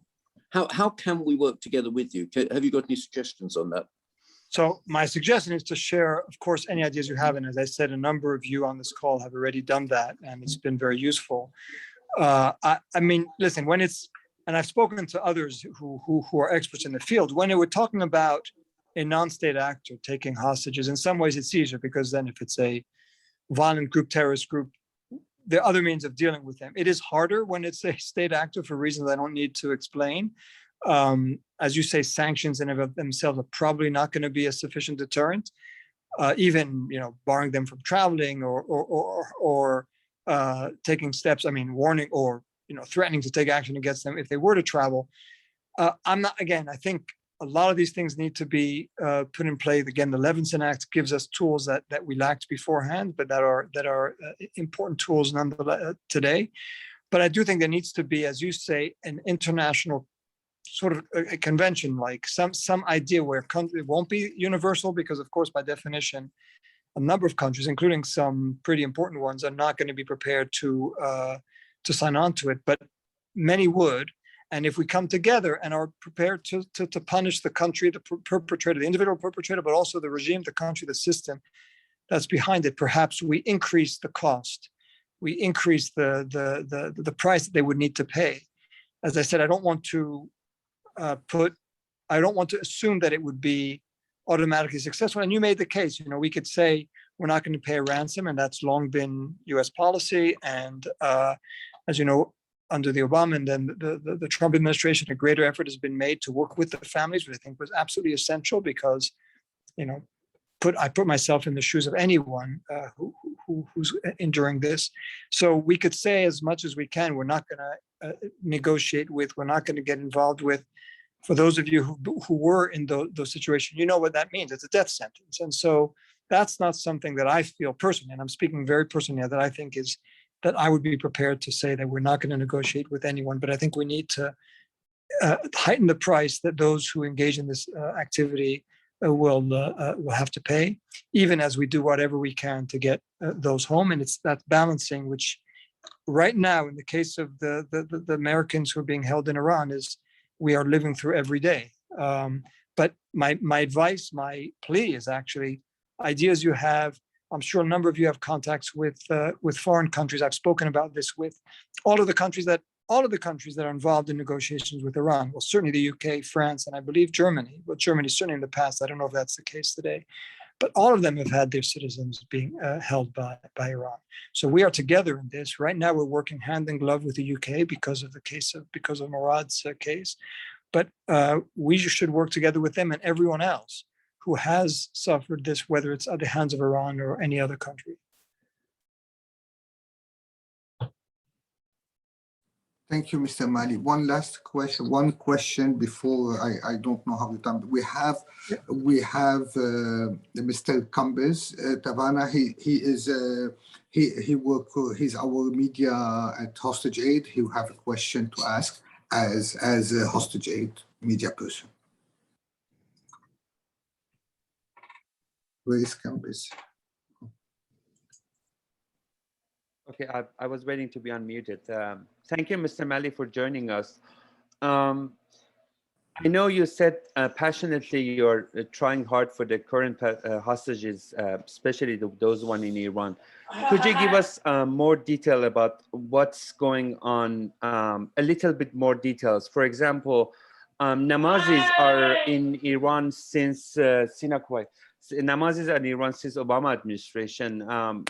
What's happening? Are you trying to find a deal with Iran to release these separately, or are the Iranian are pushing for a part of a nuclear deal? No. So let me, and this will be the last question. I apologize in advance. Number one, we're trying to deal. We're saying all of them have to come home. We don't want to do a partial deal. We don't want to leave anyone behind. Again, I know how painful that was last time, and don't want to relive history. But of course, I fully understand the perspective of the Namazi family with whom I speak very regularly, and understand exactly what they're saying and their experience from the past. So we're not talking about one or two, we're talking about all of them. It's not part of the JCPOA. These are separate from the JCPOA deal. I can't say that there's no connection between the two simply by coincidence of timing and coincidence of the interlocutors. So of course there is some overlap, but we are dealing with the detainee issue separately. And again, as a matter of as great, if not greater priority. I mean, we are absolutely committed to getting everyone home. Don't want to get into details of where we are in the talks. As I've told the families, I'm trying to be as honest and straightforward with them as possible. We've made progress, but we're not there yet. It's not easy because, as I said, Iran always asks for a lot, and they feel like they can get a lot because they understand that we want to get our people home. So it's not easy, but we've made progress, and I believe that we'll get them home. But I can't give a deadline. And the way that what's happening in Iran, the transition, everything is basically right now a little bit at a standstill. The nuclear talks in particular. That's why I was able to join. I told Nizar I wasn't sure I could join because I thought I would be in Vienna, but it turns out that the talks are suspended. So I'm here, and I'm glad that I could do this. So anyway, without getting into detail, we have made progress in preceding rounds. We're now sort of at a lull, but we'll continue. And I hope that next time I speak to you, it will be with good news. Mr. Malley, thank you for your time. We have just wrapping up one hope we hope. So if there is no deal, is it related to the hostages will go home if we don't have a nuclear deal, or what do you think? Are they related? Are we stuck with the deal, the hostages and the deal? Are they stuck together? I'm not trying to suit your question. I am just worried if we have no deal, what will happen to no nuclear if we have no deal? nuclear deal? Yeah, what will happen to the hostages? No, there's no. I mean, if we have no nuclear deal, there's no reason why we couldn't get the detainees back. That would be, that would be. Anyway, first of all, I have to say everything I'm saying is I have to defer to the president. He will have to make the decisions in the end. So I could say that, but I could speak personally and say, even if there's no deal, we will pursue the release of our citizens, and we will pursue it with as much determination as if there is a deal. Will you have a snapback in the new deal for hostages? A snapback? I'm not sure. If they take new hostages, after the deal, will you have, after signing a nuclear deal, will they have a penalty if they do that? If they take new hostages? Again, I'm not going to get into the details of either the nuclear talks or the detainee talks. I want to get the people who are now unjustly imprisoned home, yes. And that'll be my focus. So okay, thank you, Mr. Malley. I have a lot of questions. I'm gonna send it to you by email. Yes, please do. Yes, okay. Everybody is asking. That. Thank you so much for coming. Thank you. And thank we you for really your time. appreciate your interest and your help. Okay, thank you. Bye-bye. I would like to take the opportunity now to also welcome our new board member, Masih Ali Najat, and thank you for joining us. I know you had an emergency and that's why you couldn't make it earlier. So I hope you're okay and everybody is safe and healthy. And please, we would love to hear from you any recommendation, how you suggest as former hostages, former hostages and family of current hostages, how we should, if it's good or bad, to get unified and to do it and to campaign all together in order to, or it's better to have each family campaigning alone. And your help on this issue is very important for us, and we know how active you are online, and everybody. I got just missed. Okay, just would like to hear from you. I don't know, did you get disconnected or what happened?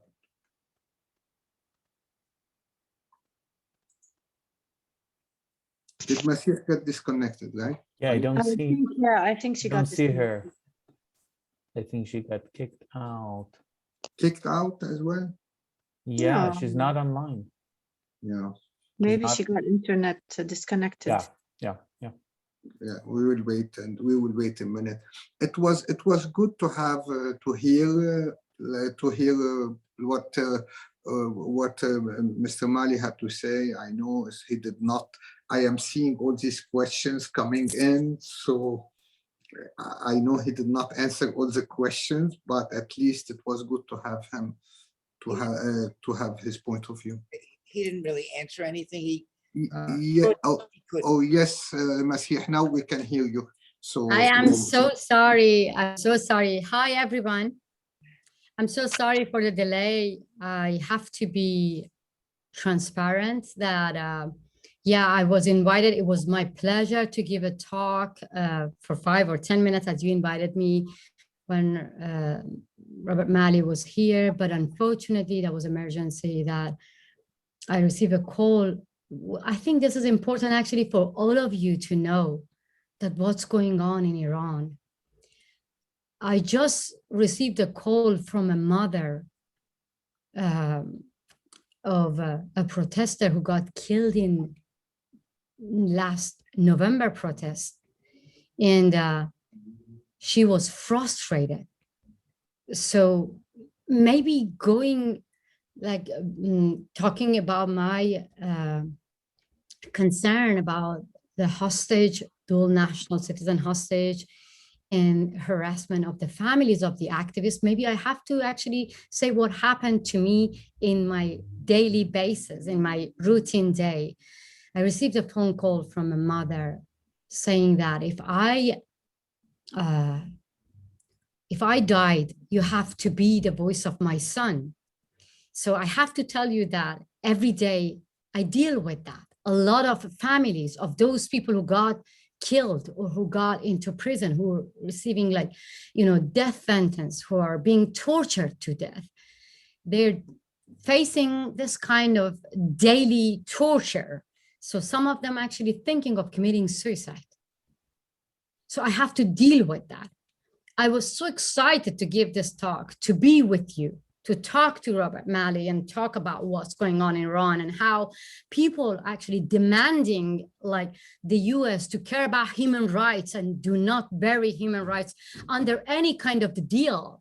But I got stuck with my personal matter, which for me, it was very important to actually send a message here, but I got stuck with a mother that I had to help her. So what I'm trying to actually make it clear here that what's going on in Iran, the momentum is going on in Iran. It's very important. People are fed up, and they are not only mad with the Islamic Republic, they are mad with the international communities, to be honest, to be clear with you all. And that is why I was doing my best to actually be present here to send a message, which I couldn't make it.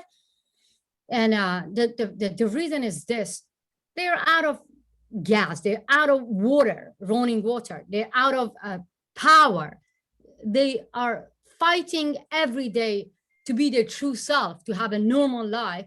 And apart from all of this, they're actually concerned that the Western countries are going to have a deal with Iran without caring about human rights, without even considering having human rights on their main agenda. So that is why, for me, it was very important to say that for all those, first of all, thank to all the dual national citizens, hostage family, that they're doing an amazing job to get the attention of the rest of the world, to get the attention of the media. I'm sure that how much they are suffering. They're trying to help their family, but still they're trying to make it transparent for the rest of the world that what kind of the government that we're dealing with. When I think about Nazanin Zaghari and her small daughter, just breaks my heart, because my own brother is in prison for my own activities. He's not involved in any kind of political activities. He was not involved in any kind of political activities. And he got arrested just because of my activities, just because of giving voice to voiceless people inside Iran, just because of my campaign against compulsory hijab, because of the campaign against the Islamic Republic. That's all. And this is the government that we're dealing with. I live miles away from Iran. I live in the United States of America. So they get my brother into prison to keep me silent.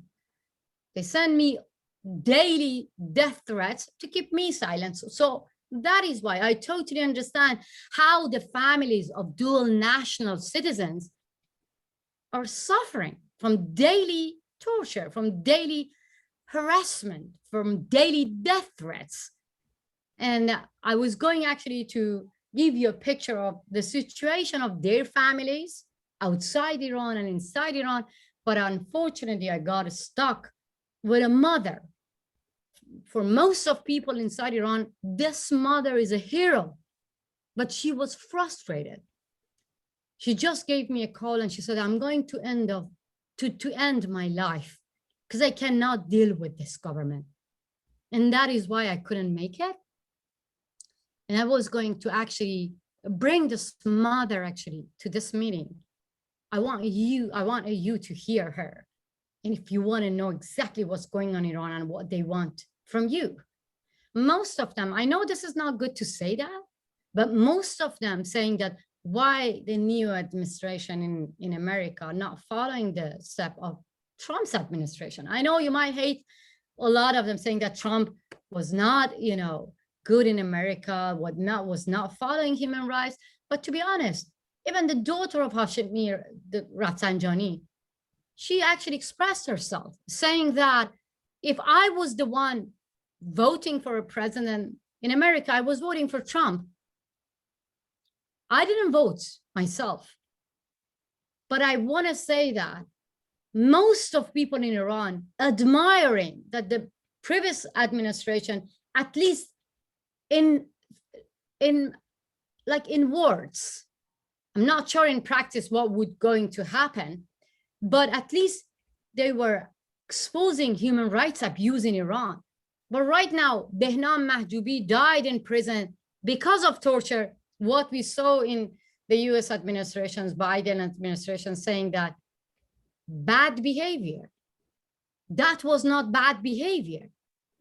That has a significant and transparent explanation. It is called torture. Behnam was tortured to death. Navid Afkari was executed for the crime of joining Iran protests. And nobody in Biden's administration can call it like a prisoner died in prison. It is execution for the crime of protesting. And it is not me saying that. It is all the human rights organizations based on their investigations and based on their conversation with the families of those people, like Behnam Mahjoubi's family, Navid Afkari's family, Mustafa Salehi's family, and all those people who got executed in Iran for the crime of protesting. This is called torture. This is called murdering. So we have to be clear. Because I'm coming from a disaster, talking to a mother, We have to be clear. The whole nation in Iran is being like a hostage in the hand of Iranian government. And they're looking, when Nazanin Zaghari's husband is talking, they relate to it. When Hamed Esmailion, the families of those people who got killed in the Ukrainian airplane, they related with their own stories, because at least you have the media, you have the Biden's administrations to listen to you. But the families of Pouya Bakhtiari, the Iranian protesters who got killed in Iran protests, is in prison. The mother of Tamimi, Iranian protesters who got killed in last November, is in prison, and she's from Ahvaz. Nobody cared about her. Nobody cared about their situations. So I was actually planning to talk about how the struggle of those dual national citizens hostage is the struggle of the whole nations in Iran. The only difference between them and my own brother is that my brother doesn't have another passport. My brother is Iranian. And his crime is to be my brother. The only difference between Behnam Mahjoubi and Nazanin Zaghari is that Nazanin is at least being heard with Biden administration, with the UK administrations. So at the end, I want to actually end up my talk with that. Right now that I'm talking with you, that we are all united here to talk about Biden's administrations and the European government, especially why they're looking to have a deal with Iran. Right now, the Swedish Iranian citizens are in prison and they are the hostage of the government. The UK and Iranian citizens, the German citizens, American citizens, French citizens. What does it mean? It's easy.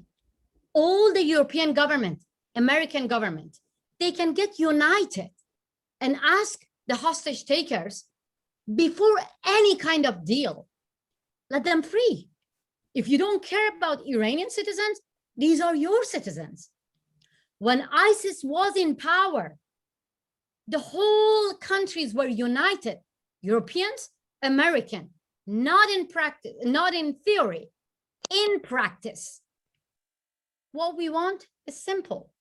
ISIS is still in power in Islamic Republic. What is different between ISIS? ISIS behead people, the Islamic Republic hang people. ISIS take hostage and bring them in front of TV, the Islamic Republic does the same and bring them on TV to do false confession. ISIS lashes people, the Islamic Republic do the same. ISIS count women second-class citizen, the Islamic Republic does the same. So for us, that's so simple.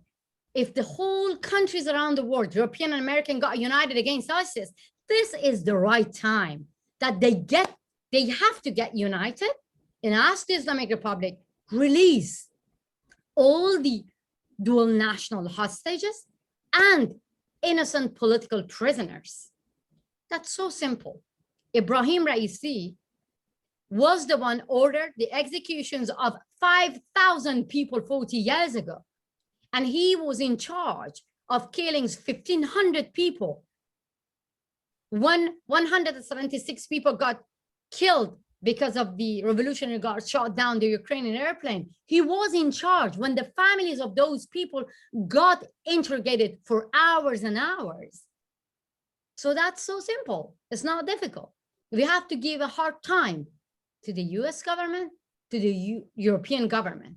You cannot bury human rights under any kind of nuclear deal or any kind of commercial deal.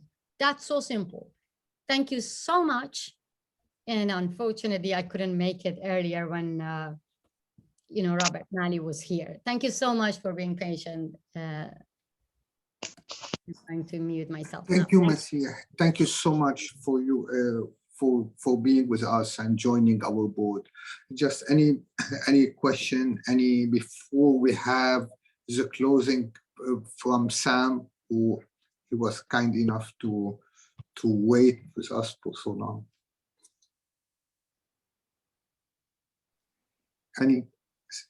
Okay, yeah, Roya, please go ahead. Well, I feel like I'm sorry I was late too, and I haven't contributed much. All of this made me think, our work is to stories, right? About people who are executed, individual stories, a lot of stories. And this is not a subject people like. And this is something people feel really helpless about. And so they don't want to know. But we have stories and personal stories, one after the other, 100, 200, 300. As I was listening, the story of hostages coming back and the family problems that they experience is really a very powerful story. It really is. And so people think that hostages come home and that's it, right? We are done. But I think this is a psychological warfare that the state has with the hostages, but the hostages family can have it with their own society and with the governments who can help. And I think if there are these stories out in the form of documentaries, articles, I don't know, whatever, we have a memorial that people can go and there are photos and then they can read the stories. There can be something like that. It takes some work, but if you tell the stories and then the stories are disseminated, it puts pressure, because even the hardliners in Iran, they don't want bad publicity. And if, what they do to hostages is in their nose, even when the hostages have left and years after the hostages have left, then that would make a difference. And then also countries that do business with Iran. I mean, I remember Larijani, the human rights headquarter head, who was often in the UN, he was saying, Jawad, Muhammad Jawad. Jawad, yes, Muhammad Jawad. He was saying that if we have a dialogue with the Europeans, this time we want to be in control of the dialogue. Because last time they were telling us, well, we can't sell you cars. The Germans were saying we can't sell you cars until you release the political prisoner. And this was a political prisoner who was not even a dual national, but was arrested after going to a conference in Germany in the early 2000s. So that was a problem for them, that they couldn't buy Mercedes-Benzes because of a prisoner. And so I think the leverage is there, and the leverage may not be the governments, but private businesses, corporations who do business with Iran. And maybe that's where the solution is, that but this needs a PR campaign. This needs more hostages talking about what happened to them in prison and what happened to them after prison, and in a very compelling way. And I think, that's all I can. I'm not an expert in all these diplomatic negotiations. All I know is that there were hostages in 1979, and there has been hostages in the 80s and in the 90s and in the 2000s, and there are hostages now. And so we have to look at what hasn't been done, not what we can do and we think about, but look at what we haven't done. Yes, that's right, Roya. I think most of us here would agree with you. And this, I think we would need another session to focus on the ideas that you just talked about. But because now we've run like half an hour over time, we need to end this session, unfortunately, although it was very interesting. So we'll be with Sam to end this. Sam, we'll close with you. Thank you, Roya. Yeah, sure. Happy to jump in. It's gone way over, so I'll be very, very quick. It's just a pleasure to see so many familiar faces and new ones, especially those who have stuck around to this point. Just quickly piggybacking off. Take your time, Sam. You look great. You just look great. Thanks, Nizar. Likewise. Actually, I just wanted to, in summary, just quickly piggyback off of actually what Barry and Barbara were talking about, how these hostage cases can be confusing and overwhelming, and so I just want to just encourage the family members here and everyone to be creative, to have perseverance, and as Jason Rezaian said, to mobilize the resources that are available to us. Here in the U.S. with the government, we have the Hostage Recovery Fusion Cell, which is the interagency based at FBI headquarters, and we have the SPIHA, we have the new Congressional Task Force. Outside of that, though, we have specific subject matter experts like Mickey Bergman at the Richardson Center, like David Bradley at Atlantic Media, like Jason Poblete from Global Liberty, who was on here a little bit ago. Maybe he's still on, I'm not sure. And then in addition to that, there are organizations like Hostage Aid right here, and the Foley Foundation and Hostage US, as Judy talked about. In addition to that, there are NGOs, there are private sector security companies, there are journalists who are experts. In addition to that, I would never underestimate the Vatican, that has significant global influence. And in addition to that, there are family and friends. And I was released from Syria through a connection of my sister's college roommate. And so as one of our good friends, Ali Soufan, says, it takes a network to defeat a network. And it's just a pleasure to be here today with all of you. Thank you for taking the time to be here with us today, and for especially Richard and the Sharjis and everyone else who have a loved one currently missing. We're supporting you, we're praying for you, and if there's ever anything that we can do, we're a family, so please, let's all work together. And thank you so much for coming together today to work on these critically important human rights issues. Thank you, Thank Sam. you. And Thank you, everyone.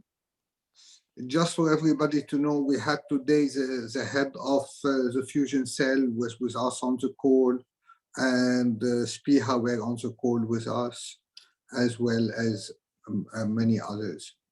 Thank you, everyone. Bye, everybody. Thanks, everyone. Bye. Bye. Thank you, everyone. Bye. Thanks for everyone.